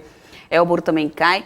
A ZEV3 está subindo 0,5%, Lavi sobe 0,4%, JHSF 0,21%, Direcional 0,46% e Plano e Plano sobe 2,22%. Todo o restante aqui vem numa queda, viu, Rafa? Pois é. Qual que seria essa matemática no final das contas? Da história do financiamento, Debs? Bom, eu não sou nenhum economista, né? Mas possivelmente, né, uma análise poderia ser feita, por exemplo, de ver qual que é a procura hoje pelo financiamento, né? Você está tendo uma procura exacerbada, né? Toda mudança de preço muito alta, você Rafa, deixa eu só pedir uma pausa para você. Manda bala. Antes de você continuar, é só porque a gente tem o presidente Jair Bolsonaro que ele está falando agora. Ele quer participar de um evento hoje, junto com o Paulo Guedes, o lançamento do Circuito Agro, etapa de 2022. E ele vinha junto com o Paulo Guedes para poder participar desse evento. O presidente está falando agora. E por muitas vezes, né, depois das falas, ele vai comentar alguma coisa, inclusive, conosco, sobre essa greve que está acontecendo aí dos servidores. Né? Vamos ouvir o presidente Jair Bolsonaro. Eu sou cliente desde 1974, quando abri a conta, Zé de Resende, na Academia Militar das Agulhas Negras. Mas aqui, a questão do agro, né, por parte do governo federal. Todos devem se lembrar que tínhamos algumas dificuldades no passado. Por exemplo, a atuação do MST. Nós praticamente anulamos as ações do MST, tirando dinheiro público que ia para ONGs que financiavam o MST. Também. Aí, o presidente Jair Bolsonaro, daqui a pouco deve também ter a participação, deve ter a fala, né, do ministro da Economia, Paulo Guedes, nesse evento que está ocorrendo agora aí de lançamento do Circuito Agro. Agro que, aliás, vai ser o tema que a gente vai falar com o nosso próximo convidado, Ale Delara, né? Inclusive, a gente sabe que esse setor está enfrentando bastante dificuldade aqui no país por causa, né, dessas questões climáticas, inclusive, viu, Rafa? E é uma das coisas que a gente vai conversar com o nosso próximo convidado. Então, o presidente Jair Bolsonaro está aí, participando com o ministro da Economia. A gente vai ficar de olho se ele vai trazer aí alguma informação, alguma coisa aí que seja relevante aqui para o mercado, a gente traz para vocês. A gente está acompanhando, está de olho, a gente mostrou para vocês, o presidente está falando nesse momento, a gente está ligado no que ele está falando. Qualquer coisa, a gente chama aqui de volta para poder a gente ver se vale a pena e traz aqui novamente para vocês, viu? Ô, Debs, vamos trazer o nosso chat aqui, que tem muita gente... Gente, primeiro, lá. para de brigar de política, entendeu? Agora vai começar a briga Não política. precisa, para gente, de brigar não de política. precisa. Gente, é ano de eleição, entendeu? O negócio já vai pegar fogo mesmo, entendeu? Então para de brigar. Aqui é o único lugar do planeta que a gente não vai estar aqui, sabe, querendo ter debate político toda hora para cima e para baixo. A gente quer saber como é que o investimento vai rolar mesmo, aí, como é que a economia vai rolar. Seja Lula ganhando, Bolsonaro ganhando, uma terceira via ganhando, enfim, tanto faz aqui pra gente. A gente quer saber sobre investimento, a gente quer saber sobre o mercado. Quer saber o efeito disso no mercado, Exatamente, né, os efeitos. Por falar em efeito no mercado, eu falei aqui que a gente ia conversar, né, com o nosso próximo convidado, que é o Ale Delara, ele que é analista de mercado, do mundo mercado commodities, e é justamente sobre esse setor agro, sobre os efeitos climáticos que a gente está vendo nesse setor, os prejuízos, inclusive, aqui causados, né, pelo clima no agronegócio como um todo. Então, participem, isso sim, vale a pena vocês deixarem aí no chat, né, deixem as suas dúvidas. Tem muita gente que sempre pergunta aqui, e o agro? Essa é a oportunidade, então. A Lê está aqui com a gente já, vamos dar boa tarde para a Lê, para a gente começar a falar um pouquinho sobre esse cenário agro aqui. Boa tarde, Alê. Boa tarde, Débora. Boa tarde, Rafael. Obrigado pelo convite novamente. Boa tarde. Imagina, a gente que agradece aqui a sua participação, o seu tempo aqui com a gente. Bom, e claro, a gente tem a ausência do El Niño, eu quero começar falando um pouco sobre isso com você. Essa ausência do El Niño esse ano tem causado uma bagunça no clima, enchentes, clima mais seco no sul do país, né? Para a gente começar então, quais são os maiores prejuízos causados pelo fenômeno Laninha no agronegócio? Já existe uma expectativa de recuperação disso? Ou está longe? Porque o Laninha, por exemplo, ainda continua, né? Débora, nós estamos indo para o segundo ano do Laninha. Ano passado ele já veio bem forte, só que o ano passado, em 2020 para 2021, ele começou a mostrar os efeitos mais cedo. Esse ano nós tínhamos uma expectativa que ele não viesse, ou se ele viesse, não tivesse tanta força como foi no último ano. E apesar dele ter chegado mais tarde, ele realmente veio com força total. E aí a característica do Laninha é o tempo muito seco e quente no sul do Brasil e um excesso de chuvas na região centro-oeste e região norte do país. E é bem o cenário característico agora. Coisas boas que nós podemos tentar prever eu nunca vi 3 anos seguidos de Laninha. Então nós estamos no último ano do Laninha e talvez daqui a 4, 5 anos ele retorne. E pela expectativa, nós teremos o fenômeno causando algum efeito na agricultura nosso até agosto, setembro. Então, infelizmente, ele vai pegar o safrinha do milho agora, a safra de inverno do milho, mas já as safras de verão nós não deveríamos ter essa bagunça climática que nós estamos vivendo agora. Perfeito. Agora, Ale, queria aí te perguntar, né, um pouco sobre o fato de que a gente teve alguns dados divulgados que já indicam uma perda aí de cerca de 45% da safra de soja e até 54% da safra de milho, né? Localmente, como é que essa quebra de safra pode acabar afetando os preços dessas commodities no mercado? Olá, Rafael, essa é uma pergunta muito interessante, porque apesar da formação de preço ela começar na Bolsa de Chicago, passar pelo prêmio de exportação e a taxa de câmbio, a dinâmica de preços regional ela é pautada no balanço de oferta, demanda e estoque regional. Para isso, nós temos um indicador de comercialização chamado Basis, que é a diferença do preço praticado no mercado físico em comparação com o contrato futuro lá da Bolsa de Chicago. Então, nesse momento, nós temos, vamos dizer, 2 Brasil para nós analisarmos. Região que pega Rio Grande do Sul, oeste de Santa Catarina, oeste do Paraná e extremo sul do Mato Grosso do Sul, nós já temos quebras consolidadas, já estão sendo reportados, já inclusive por órgãos oficiais. Nessas regiões, o preço do mercado físico, ele deve ter esse indicativo Basis, ele se elevando muito acima da média histórica, porque há essa restrição de oferta e a demanda ela vai permanecer no mínimo estável. Já o norte da região sudeste e região centro-oeste, apesar do excesso de chuvas, a safra deve vir muito boa por lá. Nesse caso, nós teremos provavelmente o comportamento sazonal de baixa do basis, porque a oferta está chegando no mercado. Então, numa definição de estratégia comercial, por exemplo, para o produtor do Rio Grande do Sul e dessas regiões afetadas, ele vai ter uma estratégia definida, enquanto o produtor do Mato Grosso ou de Minas Gerais, ele tem uma outra estratégia definida, porque o cenário para ambas as regiões é muito diferente. Então, realmente, a dinâmica regional vai fazer preço agora regionalmente também. Maravilha.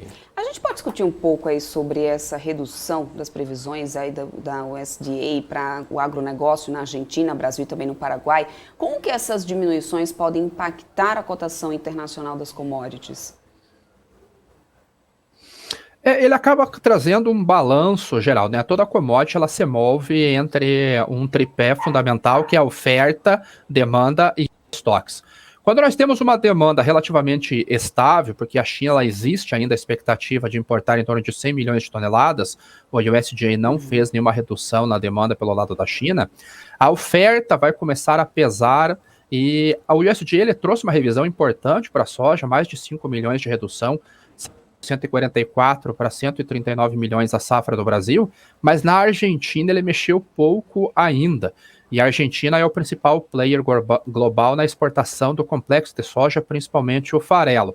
Mas lá o plantio não terminou. Então talvez o USDA espere o relatório agora de fevereiro, ou quem sabe até o relatório de março, para colocar essa redução na safra argentina, já que a Bolsa de Cereais e a Bolsa de Rosário já colocaram a compra no mercado.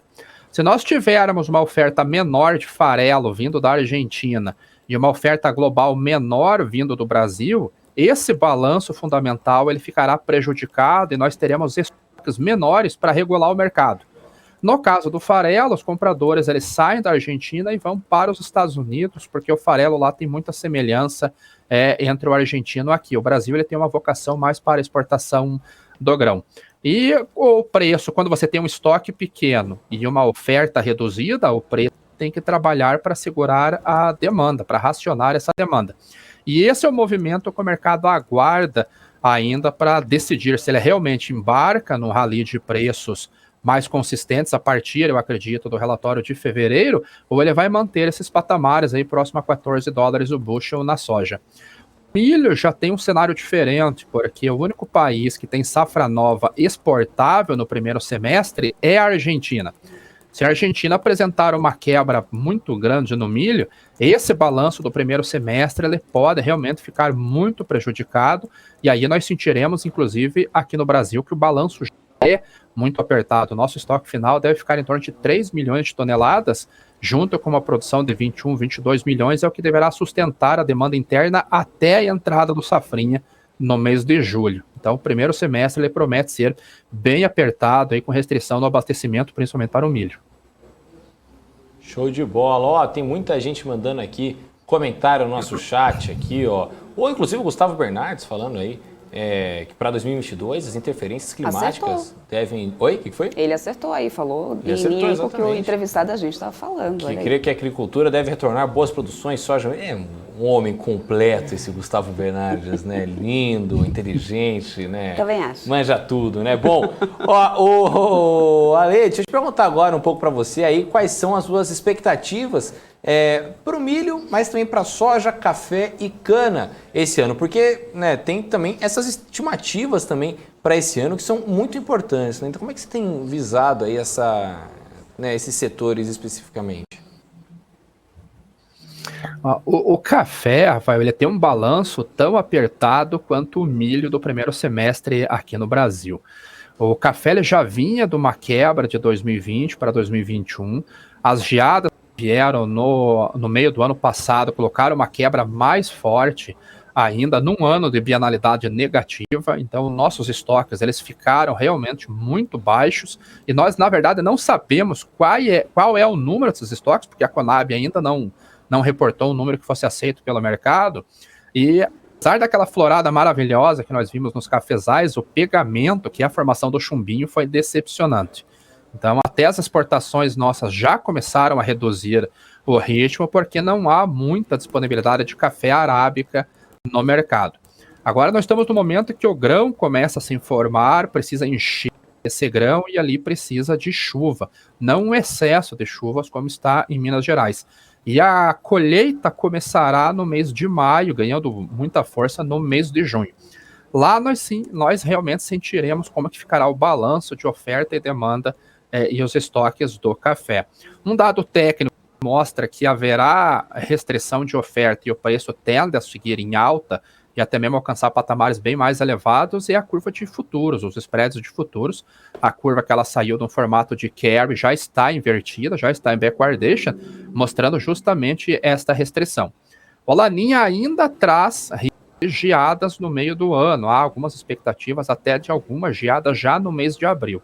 Se houver uma geada tão intensa quanto foi a do último ano, o preço do café ele pode superar os 300 centavos de dólar por libra-peso muito facilmente. Aí nós veremos café no mercado e na gôndola do mercado aí superando os 25, 30 reais o pacotinho de meio quilo, com toda a certeza. O cenário da cana, ele a princípio seria muito semelhante ao do café, mas os países como a Índia e a Tailândia, que são também grandes exportadores, estão trazendo números muito bons da safra lá. Então o mercado acaba colocando um equilíbrio e aguarda realmente o início da temporada da moagem aqui, que é no mês de março e mês de abril, para poder precificar algum aumento se ele vier no mês de maio. Até lá nós devemos ver as cotações andando de lado, em alguns movimentos ela volta a correlacionar com o preço do petróleo, mas por enquanto eu acredito que até março e maio a gente deve ver os preços nessa faixa aí de 18, 19 centavos de dólar por libra-peso. Agora, Ale, queria te perguntar ainda um pouco sobre o setor de café, né? Como é que você tem visto a movimentação do preço do dólar para afetar aí as negociações, né? Porque a gente está falando de um dólar que está no momento a 5,50, 5,55, né? E aí a gente vai operar ali a 2023, não sei qual que é o contrato, mas o dólar ele deve ter uma volatilidade muito forte nesse ano, né? Até o fim do ano. A gente, inclusive, está até brincando aqui, fazendo o nosso bolão, né? Nosso bolão da BMC aqui, o dólar a 6 ou o dólar a 5, né? Mas a gente aqui, o Sara Vale lá no Twitter, né? Fazendo a enquete. Inclusive. Exatamente, mas provavelmente a gente está falando de um momento de muita instabilidade, então o dólar possivelmente subindo, né? Muitas casas de análise dando dólar acima de R$6, inclusive. Como é que você acha, então, o momento para as exportadoras de café conseguirem aí performar? Você acha que é um momento ruim ou um momento bom pelo timing de estar bem no meio do caminho, né, para conseguir acertar ali o preço do dólar, né? Ou seja, não vai nem a 6, nem a 5, né? 5,5, né? Nem eu nem tu, né? Famoso nem eu nem tu. 5,5 e consegue negociar. Como é que você vê essa situação para o café? Se fala que até o dólar ele veio para derrubar previsões de economistas. É impossível, eu vejo como impossível ditar uma direção, porque dólar é risco. Não sabemos qual que é a taxa realmente que o investidor se sente atrativa para trazer dólares para cá. E se ele investisse só em risco, os investidores iam para a Argentina, não é o que nós vemos. O que se pode fazer nesse momento é gerenciar o risco. Felizmente, nós temos várias ferramentas que são possíveis, pelo menos, a criar um piso para as cotações agora. Eu não tenho a cotação para julho de 2023, nós estamos com o dólar nesse momento a R$ 6,23. Então, é um ótimo piso para uma compra de put, por exemplo, tentando pegar um valor muito próximo e continuar exposto ao mercado se vierem novas altas. O que nós temos que avaliar agora, quais são os indicadores ou quais são os fundamentos que nos mostram qual dos elementos de formação de preço tem maior tendência de alta para se posicionar nessa alta, os quais têm um risco muito grande de queda. Câmbio, se você é vendedor em dólar, o risco de queda, você sempre está exposto a este risco. Então, o conselho é realmente criar um piso, as cotações lá para 2023, continuar surfando a alta se ela vier. Agora, se o dólar acaba subindo demais, isso vai interferir no custo de originação do produto, custo de logística internacional, quem vai sofrer o preço talvez não seja nem a Bolsa de Nova York, mas sim o diferencial de base do café na compra lá pelo produtor, pela cooperativa ou pelo exportador.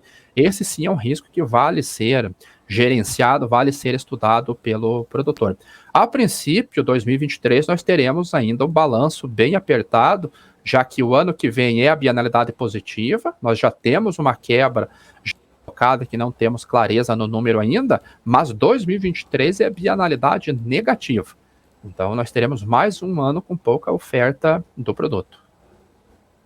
Maravilha. Show de bola. Uma outra coisa que eu queria levantar aqui contigo, Ale, é a questão do frete internacional, né? Até porque existem desafios distintos, né, para o transporte por containers que estão em falta desde o ano passado, se não me engano, inclusive, além do transporte a granel, que está em baixa demanda, né? Então, como que você tem visto esse cenário? Aqui, Débora, nós temos dois cenários também bem distintos. O BDI, que é o Dry Index, que mede a carga seca a granel, são 24 rotas marítimas, incluindo navios Capesize, que transportam minério de ferro, navios Panamax, que transportam grãos, e os navios Supramax, que transportam, sim, açúcar e carga geral. A falta de demanda nesse momento, aí, principalmente pelo minério de ferro, que pesa 40% no índice, tem levado o valor do frete a granel a cair. Margens negativas na China para o processamento da soja também tem retirado uma demanda um pouco mais ativa pelo país e ela está comprando basicamente da mão para a boca. Então, como a oferta de navios ela está estável, nós vemos o preço caindo, que há uma maior oferta em relação à demanda que se apresente. Já para os embarques de containers, a cadeia de suprimentos ela é muito longa. E aquela quebra que aconteceu na cadeia lá em 2020 foi crescendo durante 2021 com a China trabalhando a pico na produção e os países aqui da América, principalmente os Estados Unidos, ainda não estando com a economia totalmente aquecida, muitas exportações saíram da Ásia e foram para os Estados Unidos e lá dos Estados Unidos não saíram exportações. Então, muitos containers vazios ficaram presos nos maiores portos, Long Beach e Los Angeles. Houston também tem uma quantidade grande de containers vazios lá. A Europa enfrenta o mesmo cenário nos maiores portos. O problema é que para você colocar esses containers vazios em circulação, você precisa ter oferta saindo desses países que estão retendo esses containers. E nós não vemos esse movimento nesse momento. E não há uma expectativa clara de quando que esse movimento vai retornar. Então, enquanto nós tivermos esse quadro de congestionamento em portos, containers vazios nos locais errados e os exportadores demandando equipamento que não tem, nós vamos ver realmente os preços em alta. Café é exportado por container e esse é um dos gargalos que tem prejudicado as exportações e tem colocado mais altas nos preços. Ano passado nós chegamos a ter substituição de containers por afretamento de navios de carga geral. Aí era feito um pool de cargas com açúcar, farinha de trigo, farinha de milho, café e seguindo para a África, por exemplo, como um navio e feito a distribuição assim como era feito no início do século XX, lá com os navios de carga geral, tem aqueles navios de madeira ainda. Né? Voltamos a um período aí, a necessidade nos fez voltar a um período de início de século. Só mais uma coisa aqui, viu, Rafa? Eu queria que ele estava falando, a gente falando essa questão do transporte marítimo, eu me lembrei da questão do BR do Mar, que foi sancionado pelo presidente Jair Bolsonaro.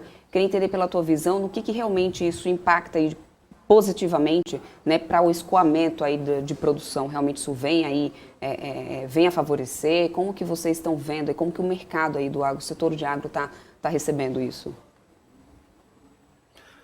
Na teoria, Débora, ele tinha que favorecer sim, porque você começa a fomentar o transporte por cabotagem.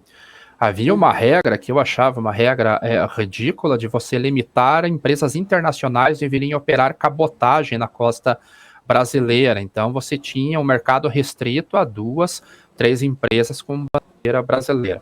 A BR do Mar ela abriu essa possibilidade de empresas internacionais virem a operar aqui no Brasil também. Isso coloca mais oferta e a concorrência, nós sabemos, ela acaba reduzindo os preços. O transporte por cabotagem, ele é muito mais seguro do que o transporte rodoviário e muito mais barato se nós tivermos a oferta adequada de equipamento de navios. Então, eu espero que na prática nós vejamos empresas vindo investir no Brasil. Realmente o transporte por cabotagem possa ser viável, porque para eu enviar arroz, por exemplo, do Rio Grande do Sul para o Nordeste por caminhão, é extremamente caro e esse arroz poderia ir facilmente com o navio por lá com transit time, tempo de trânsito até mesmo semelhante ao do caminhão ou menor, de uma maneira mais segura e mais barata.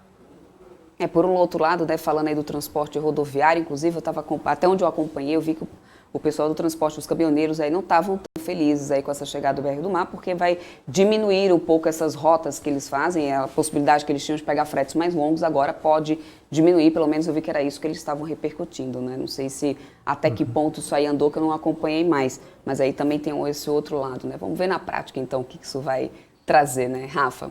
Show de bola, show de bola. Ô, Ale, queria saber agora um pouco para você, como é que você tem visto essa nova variante aí, né, da Covid, a Omicron, como é que ela tem impactado no setor agrícola, né? Como é que está sendo essa questão, por exemplo, do escoamento das produções aí, como é que isso pode afetar, inclusive, a perspectiva, né, no curto, médio e longo prazo também do agronegócio, na sua visão? O impacto maior, Rafael, foi lá no mês de novembro do ano passado, quando foi anunciada a Omicron e o preço do petróleo acabou derretendo, voltando próximo a $60 o barril.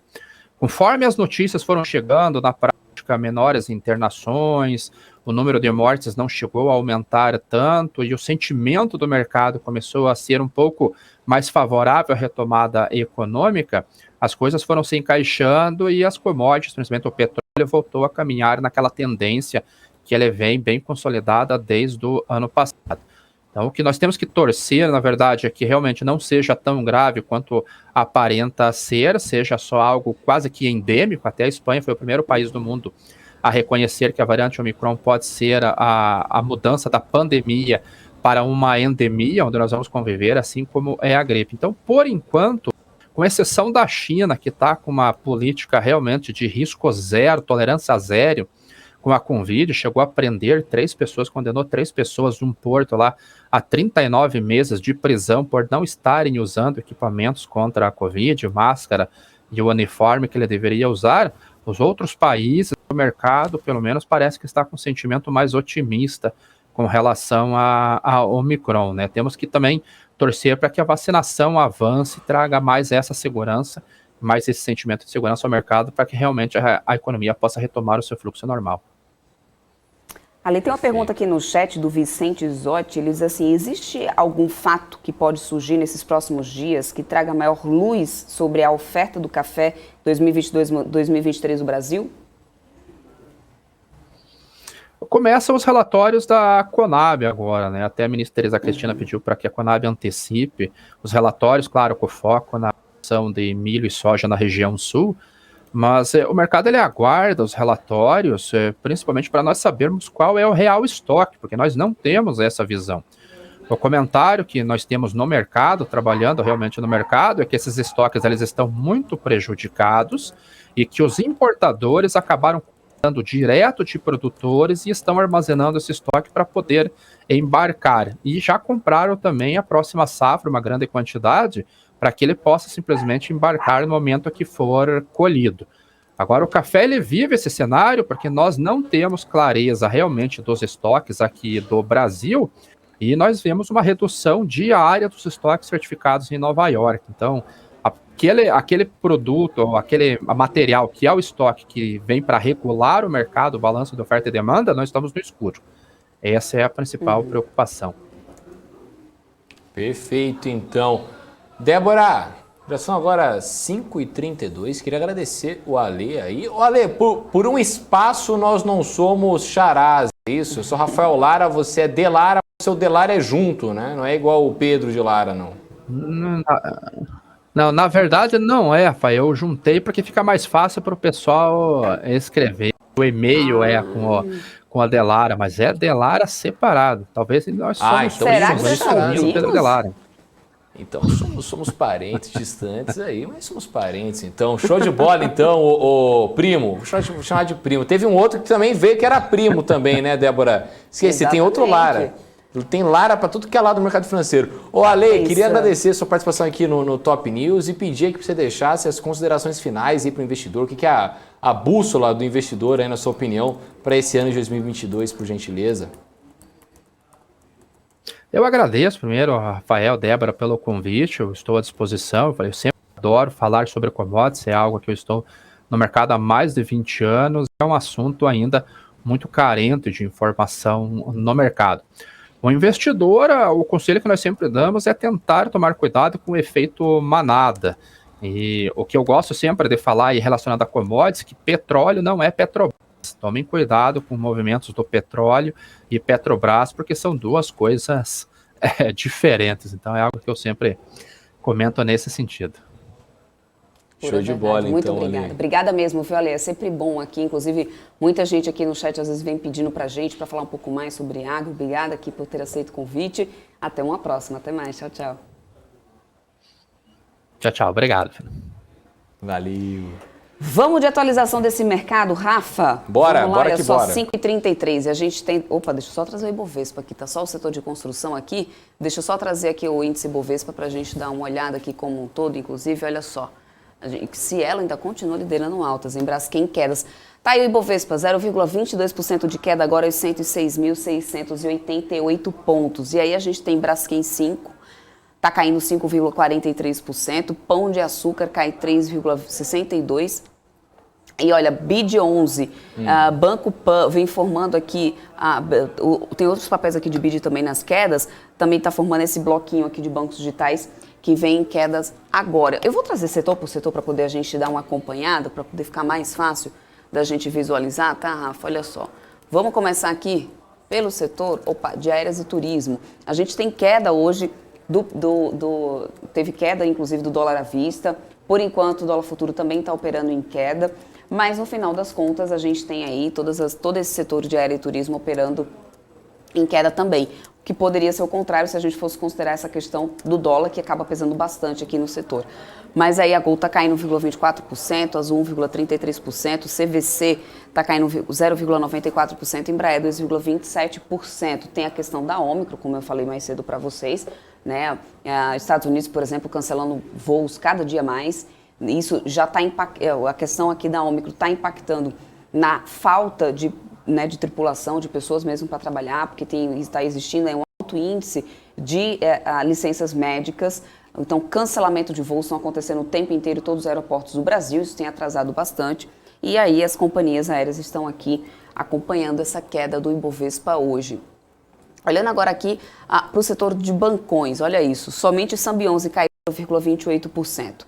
Bradesco consegue subir com BBDC 4, 0,96%, Itubi 3 está subindo 0,67%, Itubi 4, 0,72%, Itaúsa 3, 0,55%, a BBDC 3 está subindo também, Banco do Brasil sobe 0,23%, Sambi 4, 0,13%, Banco do Brasil está subindo 0,26%. Olhando agora aqui para as elétricas, né? A gente trouxe aqui inclusive notícias sobre essa questão do preço de quanto dessa questão da mudança aí das contas de energia, do quanto que isso vai impactar, né, desses reajustes, o quanto que isso vai impactar mais lá na frente. E aí a gente também ainda tem a questão da privatização da Eletrobras, que já vem em cash aí já faz um tempo, a gente vem acompanhando. A Elet 6 agora está em alta de 0,77% e a Elet 3 também segue subindo nesse momento. A ES está ali a 1,89%, é quem está liderando altas, né? Energia em seguida 1,52%, CPLE sobe 1,10%, EDP está subindo 1,44%, Taesa com TAI 11, 0,28% de alta, Elet 3 está subindo 0,19%, Engie 3, 0,18%, CEMIG 0,47% de alta, e aí nas quedas, CESP 6 cai 0,70% e Light está caindo agora 0,29% aqui nesse setor das elétricas. Vamos dar uma olhada aqui nas varejistas, setor de varejo, que na semana passada, né, conseguiu acumular aí, inclusive, a maior parte dos papéis aqui, as varejistas, como por exemplo Magazine Luiza, que hoje está caindo 2,53%, ficou em alta na sexta-feira, conseguiu acumular alta na semana, mas no ano o setor ainda está acumulando queda. A Vivara, que está aqui nas altas, subindo 2,81%, o Lame 4 sobe 0,70%, o M3 também está subindo. CIA, que está liderando quedas agora no setor de varejo, 2,73% de queda. Magazine Luiza cai 2,69%, Natura cai 2,34%. CBF, que é o grupo aqui controlador da Centauro, inclusive, responsável pela distribuição da Nike aqui no Brasil, né? A gente trouxe essa notícia aqui no início da nossa programação e no início aqui do Top News. Eles estão adquirindo uma startup do setor de esporte e aí no final das contas 2,05% para a CBF, que anunciou essa aquisição dessa startup hoje. Via está caindo 2,02%, Grupo Soma 1,17%, Guararapes está caindo 1,44%, Lojas Renner 1% de queda, né? Arezzo também está aparecendo aqui nessas quedas do dia. Vamos dar uma olhadinha aqui no petróleo, porque o petróleo teve uma virada aqui nesse final do dia, viu, Rafa? Na cotação do petróleo, inclusive. Daqui a pouquinho eu vou... Opa, quase que eu ia indo aqui, ó. Quase que eu ia caindo do meu, né, do minha elevação. Quase caiu? É, quase. Eu fui para trás assim, quase fui indo. Agora eu esqueci como que o Rui das Neves chama. O Rui das Neves deu um nome aqui de alguma coisa de elevação corporal. Agora eu esqueci o nome, mas ele dá um nominho aqui interessante para o meu tabladinho aqui, viu, Rafa? Braskem está caindo 5,58%. Para Braskem 5, Braskem 3, 4,39% de queda, Ultrapar 2,2%. Vibra Energia cai agora 1,03% e Prio 3 também nas quedas. Enalta 3 é que está liderando alta, 0,58% de alta. Petri 4, 0,54% de alta. Petri 3 também está subindo e 3R Petróleo. Petrobras, que inclusive tinha batido aqui, né, a casa dos R$30. Petrobras está aqui, ó, furou os 30, está nos 31,62, inclusive desde a semana passada. Está conseguindo manter, né, nesse valor aí de R$30. Agora, olhando aqui para o setor de siderurgia e mineração, olha isso. A gente teve a cotação negativa hoje, né, lá na China, tanto dos contratos futuros da Lian, como também lá no porto de Qingdao. A gente teve uma queda aí na cotação do minério de ferro. E isso hoje aqui impactou, apesar da gente ter visto em alguns momentos, né, desse ano, já nesses 10 pregões aí para trás, a gente já tinha visto cotação negativa lá, mas aqui a gente fica descolado, né, com as perspectivas, inclusive, de retomada e demanda da China. Mas hoje não foi bem assim, não. Vale está aí, ó, 0,50 de queda para Vale agora, Bradespar está caindo 0,40, Ferbasa está caindo 0,26, Ferbasa, aliás, e Bradespar vinham em alta, viraram, não conseguiram sustentar. Gerdau Metalúrgica caiu 1%, Gerdau está caindo 1,41%. CSN Mineração, a mais novinha aqui do índice Bovespa, está caindo 1,95%. CSNA 2,18%. Vamos lá, trazer bancos digitais. Eu falei ainda agora há pouco que a gente tinha um bloco aqui de bancos digitais em queda. né? BID11 teve um investidor lá do Rio de Janeiro que desfez posição, né? E no final das contas o papel deu uma valorizada, inclusive na sexta fechou o dia em alta, hoje vem aqui nessa correção 3% de queda. Banco Pan está caindo 3,33%, 3, 2,88% de queda, BID4 2,04%, BPAC 3, 0,97% de queda. Só BPAC 5 no setor de bancos digitais que está subindo, está na contramão, subindo 0,84%. Show de bola. Para finalizar, só mais um setor aqui, tecnologia, Rafa, que é outro que a gente tem visto aí bastante queda. Local Web, inclusive na semana passada, engatou vários dias de queda, hoje tinha começado o dia em queda e agora ela tá aqui, ó, 1,07, está subindo 1,07. Mobile está subindo 3,24%, Bmob 2,33%, a gente tem Sequoia também subindo 2,27%, Westwing 1,04%, a Padtech está subindo 4,78%, Mosaico 3,19% de alta, a gente tem também aqui o Get Ninja 0,40%, enfim, está dividido o setor, mas ainda a maioria numa queda. Positivo, Posi3 está aqui nas altas do dia do setor de tecnologia. Rafa, esse é o cenário que a gente tem por enquanto. Perfeito, que giro maravilhoso aí, né? Não tem como você não saber o que está acontecendo no mercado. Depois a Débora dá esse giro maravilhoso, nosso profit. Obrigado, Debs. Debs, vamos trazer uma informação aqui importante, né? De que o presidente do Credit Suisse vai sair depois de quebrar as regras de viagem do Covid-19. Pois é, o presidente Antônio Horta Osório está deixando o Banco Mundial aí, né?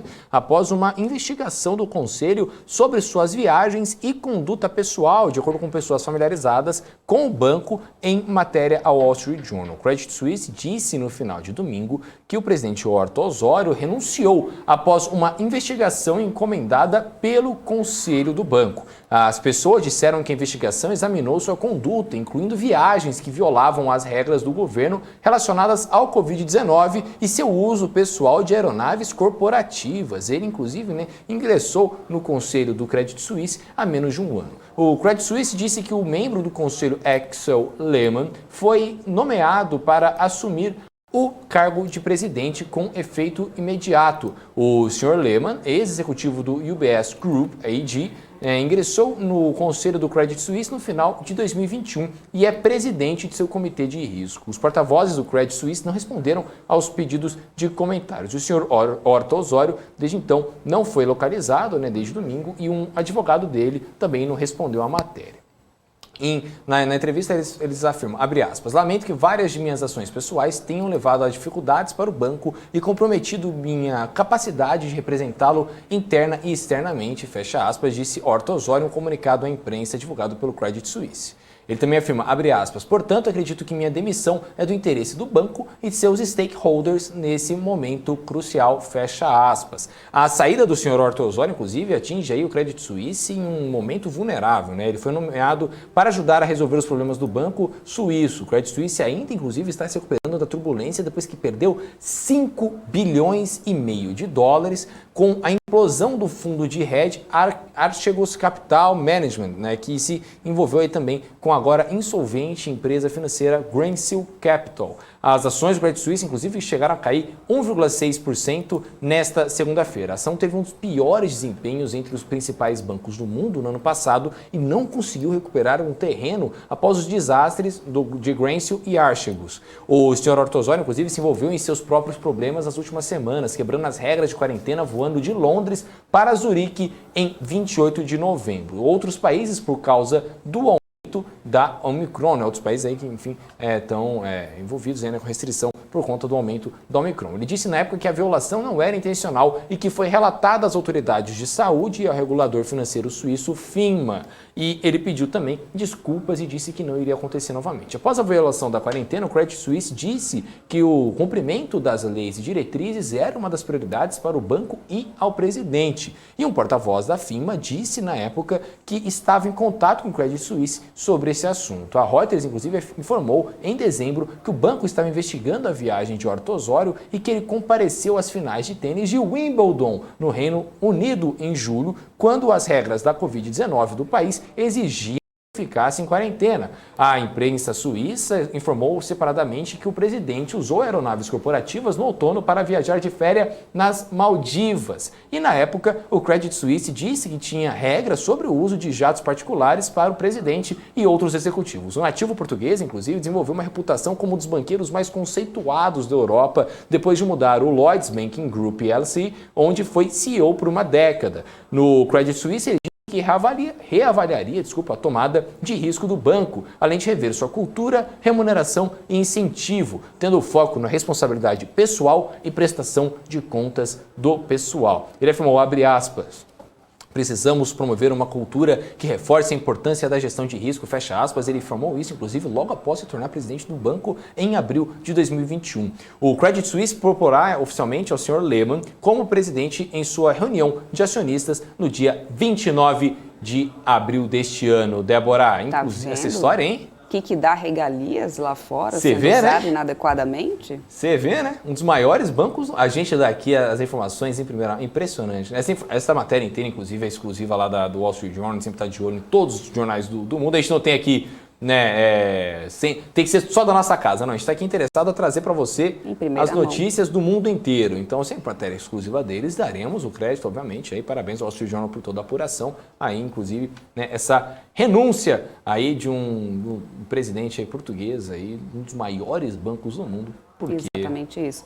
Já que a gente está falando lá de fora, Rafa, uma notícia aqui que eu achei curiosa, inclusive, né? Porque presidentes de empresas de aviação dos Estados Unidos estão alertando que o 5G pode deixar aeronaves em terra. Ora, muita gente vem, né, esperando sobre essa chegada da tecnologia 5G, né, do uso, inclusive, da disseminação e da facilidade de acesso à internet que a banda 5G pode acabar favorecendo. E aí vem agora esse alerta, né, das companhias aéreas que estão alertando esse uso da banda C do 5G, que pode acabar inutilizando um número significativo de aeronaves de grande porte e ainda impedir que dezenas de milhares de norte-americanos viajem de volta do exterior.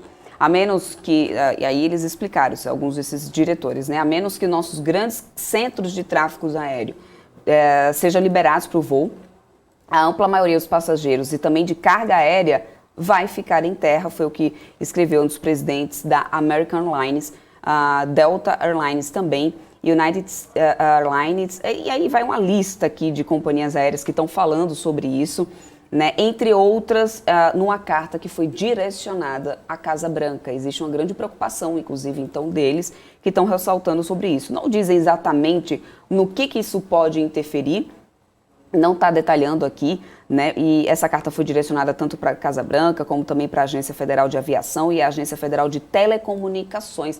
Engraçado, Rafa, eu não tinha visto em nenhum momento esse tipo de preocupação e de alerta ter sido, porque 5G já é disponível, já está disponível em vários outros países. O Brasil é que está um pouco atrás nisso. Mas eu não tinha visto até então um alerta em relação a isso, disso poder comprometer, então, a malha aérea. Pois é. Debs, vamos trazer agora uma outra informação aí sobre a Petrobras, né, que informou que registrou um recorde de produção do pré-sal em 2021. A Petrobras registrou seu recorde anual de produção do pré-sal em 2021, ao alcançar 1.950.000 barris de óleo equivalente por dia. Esse volume corresponde a 70% da produção total da empresa, que foi de 2.770.000 barris de petróleo por dia no ano passado. O recorde anterior era de 2020, quando foi alcançada a marca de 1.860.000 de barris de óleo por dia, representando aí 66% da produção total da Petrobras. A produção da Petrobras no pré-sal vem crescendo, inclusive, rapidamente, de acordo com a empresa, e o recorde registrado em 2021 representa mais do que o dobro do volume que produziram na mesma camada há 5 anos. Com a manutenção do foco de atuação nas suas atividades em ativos em águas profundas e ultraprofundas, a Petrobras afirmou que continuará investindo na aceleração do desenvolvimento dos campos do pré-sal, que possuem ali uma alta produtividade, também maior resiliência a baixos preços de petróleo e mais eficiência em carbono, gerando um petróleo competitivo na transição para a economia de baixo carbono. No período do plano estratégico de 2022 a 2026, serão investidos cerca de 57 bilhões de dólares no segmento E&P, sendo 67% desse total no pré-sal, que receberá 12 das 15 novas plataformas previstas para entrar em operação neste período e que deverá ser responsável por 79% da produção total da companhia em 2026, Débora. Tá aí Petrobras que chegou, né? Agora o patamar de R$30, inclusive, o valor do papel. A gente já repercutiu bastante isso aqui na semana passada com o Guga Almeida, né? E aí, Petrobras tem se manter. Ainda há pouco eu falei para vocês aqui que Petrobras tinha fechado, estava aí no valor de 31. Petróleo fechou em alta hoje, gente, apesar de ter começado o dia no negativo, tanto o Brent como o WTI fecharam em alta hoje. O Brent fechou no alta de 0,56%, com o barril cotado a $86,54. O WTI fechou no alta de 0,58%, com o barril cotado a $83,78. Vamos ver como é que como é que esse setor vai reagir amanhã, né? Depois dessa cotação, como é que vai começar também o dia amanhã nessa cotação do petróleo. Rafa, agora uma notícia aqui do varejo, aquelas lojas Marisa conseguiu 206 milhões de reais, um pouco mais do que isso, aumento de capital que foi proposto pela própria empresa, mas essa adesão de pessoa física foi de apenas 5 mil acionistas individuais. O número é baixo se comparado aos mais 58 mil desses investidores que fazem parte da base de sócios da companhia. E aí, das 81 milhões de ações oferecidas na operação de aumento de capital da companhia, foram subscritas mais de 82% do total. A varejista do vestuário abriu hoje o período de reserva para interessados em comprar as sobras dessas ações do aumento, que somam mais de 14 milhões de papéis. O prazo de adesão vai terminar no próximo dia 21. Então tá aí, Lojas Marisa, que está conseguindo 206 milhões em aumento de capital. Eu tinha já trazido aqui, mostrando aqui para vocês, o varejo que está aqui, né, nesse finalzinho já de dia. Falta aqui 9 minutinhos para a gente encerrar o pregão de hoje, mas aqui o varejo, o setor de varejo que vem numa queda. Aliás, a Lojas Marisa, inclusive, cadê ela? Não me fuja, cadê? Deixa eu ampliar aqui o nosso mapa de calor para ver se aparece aqui e eu consegui mostrar para vocês. Lojas Marisa hoje, cadê você? Não está por aqui. Ai, meu Deus, sumiu. Lame 4, Amer 3 está aqui, Arezo. Ela Lojas deve estar Marisa? zerando. Lojas Isso, Marisa, está zerando o ganho?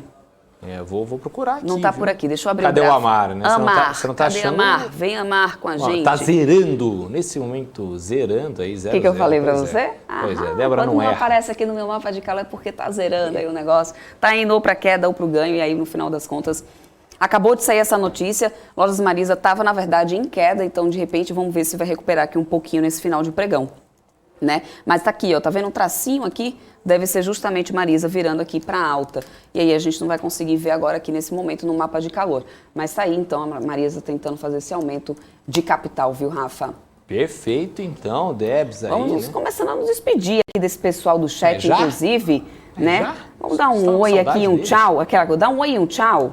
Pô, a gente recebeu tanta mensagem bacana hoje, Hoje sim. Debs. O Anderson, inclusive, aqui, mandou pra gente mais cedo, deixa eu até achar aqui, uma mensagem que me deixou muito, muito feliz mesmo, viu? Que eu tinha brincado da história do Pix, que a galera manda pra gente, o Pix. O Anderson mandou aqui pra gente mais cedo que ele que me devia um Pix, porque a gente transmitiu em tempo real a declaração do Jerome Powell, que salvou as posições dele, porque ele zerou ali e conseguiu se salvar da derrocada de fim de ano. Olha que Né? bacana. Obviamente, a gente, aqui na BMC, a gente não faz nada com indicação de investimento, né? A gente está aberto a todas as análises, mas realmente saber que o nosso trabalho está podendo ajudar uma pessoa que seja no chat a conseguir proteger seu patrimônio, a conseguir, né, cuidar do seu dinheiro ali melhor, né? O dinheiro que é tão suado no Brasil, cara, é tão difícil ganhar dinheiro nesse país, isso deixa a gente muito feliz, né, Débora? A gente Aliás, fica assim, é para isso que a gente está aqui, né? Para poder levar as informações aqui para todos vocês. E aí sim, vocês conseguirem tomar as decisões de vocês com informação em primeira mão, né? Informação de credibilidade, sem viés. Né? A gente está aqui para isso. Então, o que a gente estava fazendo era só realmente transmitindo ali em tempo real, com a tradução do Rafa ali simultânea. Né? Que bom que ajudou, fico feliz por isso. Essa é a nossa missão e a gente está aqui para poder fazer isso. E estaremos mais vezes. E estaremos Com na TV a cabo certeza. também, entendeu? Daqui a pouquinho. A Vocês não economia perdem brasileira por esperar. pode ir por água abaixo, mas a gente vai estar aqui firme tentando te ajudar também. A gente vai estar junto aqui igual um casamento, na alegria e na tristeza, entendeu, gente? Então, assim, a gente não tava junto só no bull market, não, entendeu? Que tava disparando, todo mundo feliz, né? né? Bolsa. Agora o negócio tá 100 mil pontos, então a galera já falando, talvez uma renda fixa aí. A gente tá firme com você aqui. A gente vai na alegria e na tristeza junto com o investidor, né, Débora? Olha, o Josias está aqui dizendo assim, de suma importância a ajuda de vocês, meus lindos. Obrigada, de suma importância pra gente também. Eu vou chorar. Vocês aí desse lado, quando vocês estão aí, inclusive a gente fica super feliz quando vocês interagem, quando vocês mandam suas perguntas, quando eu falo aqui, gente, participe e tal. Porque assim, o nosso propósito aqui é ser uma ponte de vocês aqui com todos os entrevistados, especialistas, todo mundo que passa aqui. Eu sempre vou dar preferência, eu, o Rafa, todo mundo que estiver aqui, a fazer as perguntas de todos vocês. É claro que vai ter alguma hora ou outra que vai passar alguma, porque às vezes ou não vai dar tempo, ou às vezes o pessoal fala muito rápido no chat, aí a gente sai perdendo aqui as mensagens. Pode acontecer, mas a prioridade sempre vai ser, com certeza, por vocês, que são os nossos telespectadores, né? Senão a gente não teria chegado até aqui, senão o nosso trabalho também não existe, não faz sentido. Então a gente está aqui por isso. MPK, pois é, MPK está dizendo assim, passou tão rápido. Pois já? É. Pois é. Tá Não mesmo, é? a gente já tá chegando no finalzinho do pregão, hein? E só voltando, né, Débora, o pessoal aqui, né, deve até achar estranho, por exemplo, quando eu falo do Crypto News, que eu fico assim, o maior prêmio que você pode dar para um apresentador é mandar a mensagem participando, sabe? Elogiando também. Pode fazer crítica construtiva, tá? Crítica destrutiva eu não quero não, entendeu? Xingamento do nada, assim, a gente não liga não, mas pouquíssimas pessoas fazem isso. Mas assim, o que a gente fica muito feliz é porque quando a gente cria, né, a BMC nasceu agora, né? Tem pouquíssimo tempo de área. A gente então construiu uma grade de programação justamente pensando no público, né? Como é que o público pode conseguir ali ter as informações necessárias para ter um bom investimento, o que ele precisa saber, pensando e ouvindo eles, Rafa, porque foi a partir do que todo mundo vinha falando aqui no chat sempre, né, que a gente foi construindo aqui. Antigamente a nossa programação ficava ao vivo somente ali até o meio-dia, com o BMC News, né, quando a gente começou ali bem nos pilotos, bem lá atrás. Aí depois a gente foi ouvindo a necessidade de todo mundo, o que vocês queriam tivesse aí ao vivo durante todo o pregão. Então a gente foi expandindo a nossa programação. O que mais vocês querem ver? Qual tipo de comentário? Qual tipo de especialista? Queria ver mais análise gráfica, pediam bastante sobre isso. A gente trouxe mais analista técnico para a nossa programação. Então é assim que a gente está construindo realmente a nossa programação. Fala de Ethereum. Sabe? Toda hora tinha no Now, por exemplo. Fala de Bitcoin. A gente precisava saber, a gente criou um negócio do zero. O José Walter aqui perguntou se eu parei com as músicas. Não, parei não, peraí. Hoje eu posso ter esquecido. Hoje eu que estava aqui, né? É que a Débora ultimamente está mais musical que eu. Mas vamos trazer. Não, como é que tá fechando o mercado? Musical que você, é que na verdade a convivência... A convivência, ela vai... É um negócio, ela né? é um negócio convivência é um negócio. O Elton tá dizendo assim, dá para poder a gente brigar só um pouquinho? Não. Apesar de que eu gosto de ver briga. Não precisa brigar, gente. Eu gosto de ver briga. Vamos interagir de forma saudável, A gente é família, entendeu? É a frase do Toretto, do Velozes e Furiosos. Vamos voltar com minhas análises aleatórias. É a frase do Toretto, né, de família, né? Não tenho amigos, tenho família. Então é família, gente. Então, briga não, entendeu? Tem briga em família, mas não briga tanto assim não. Agora, Debs, vamos só ver rapidinho como é que o Bovespa tá fechando, só pra gente trazer então a música do dia. Qual vai ser a música do dia, Vamos ver. Vamos Olha dar uma lá. olhada aí. Ibovespa, 0,25% de queda, 106.655 pontos. E a gente vai caminhar.